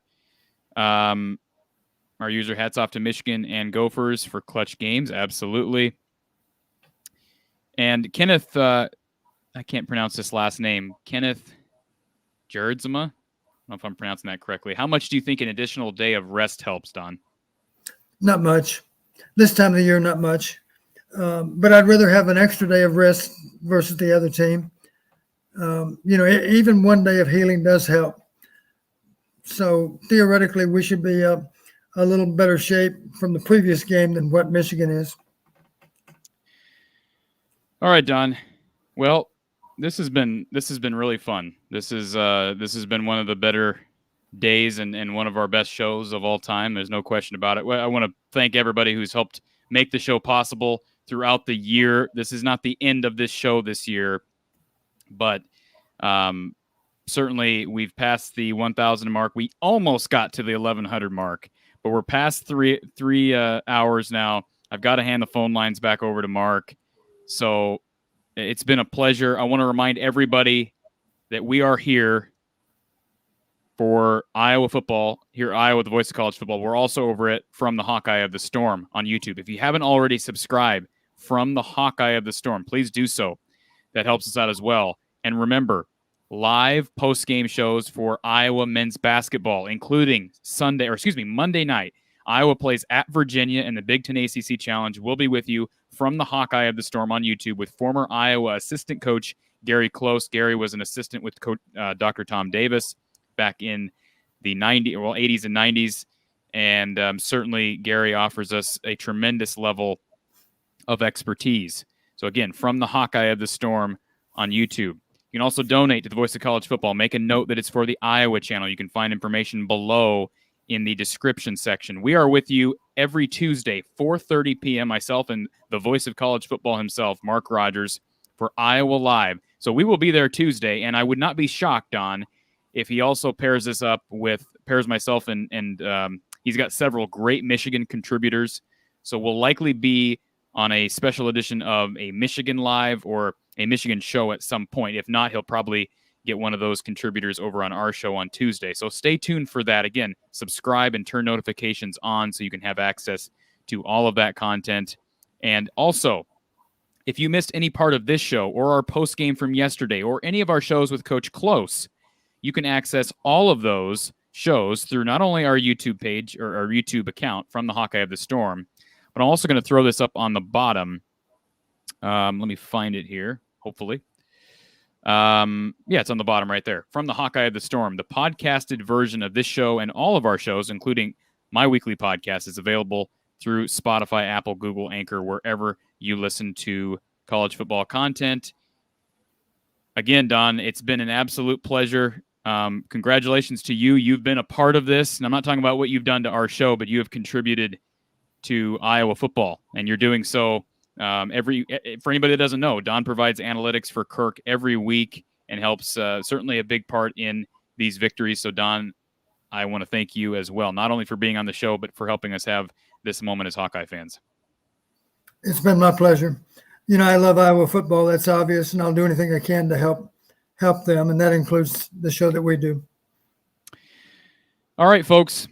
It's been a great day. Iowa, your West Division champions of the Big Ten Conference, and they will play the Michigan Wolverines next Saturday evening from Lucas Oil Stadium in Indianapolis, Indiana. Stay with us here all week long as we get you primed for the Big Ten title game. Boy, that sounds great, or just feels great to be able to say that finally, Don, after all these years. So, again, thank you for everybody joining us this evening. For Coach Don Patterson, I'm Corey Brada from the Hawkeye of the Storm and Iowa at the Voice of College Football.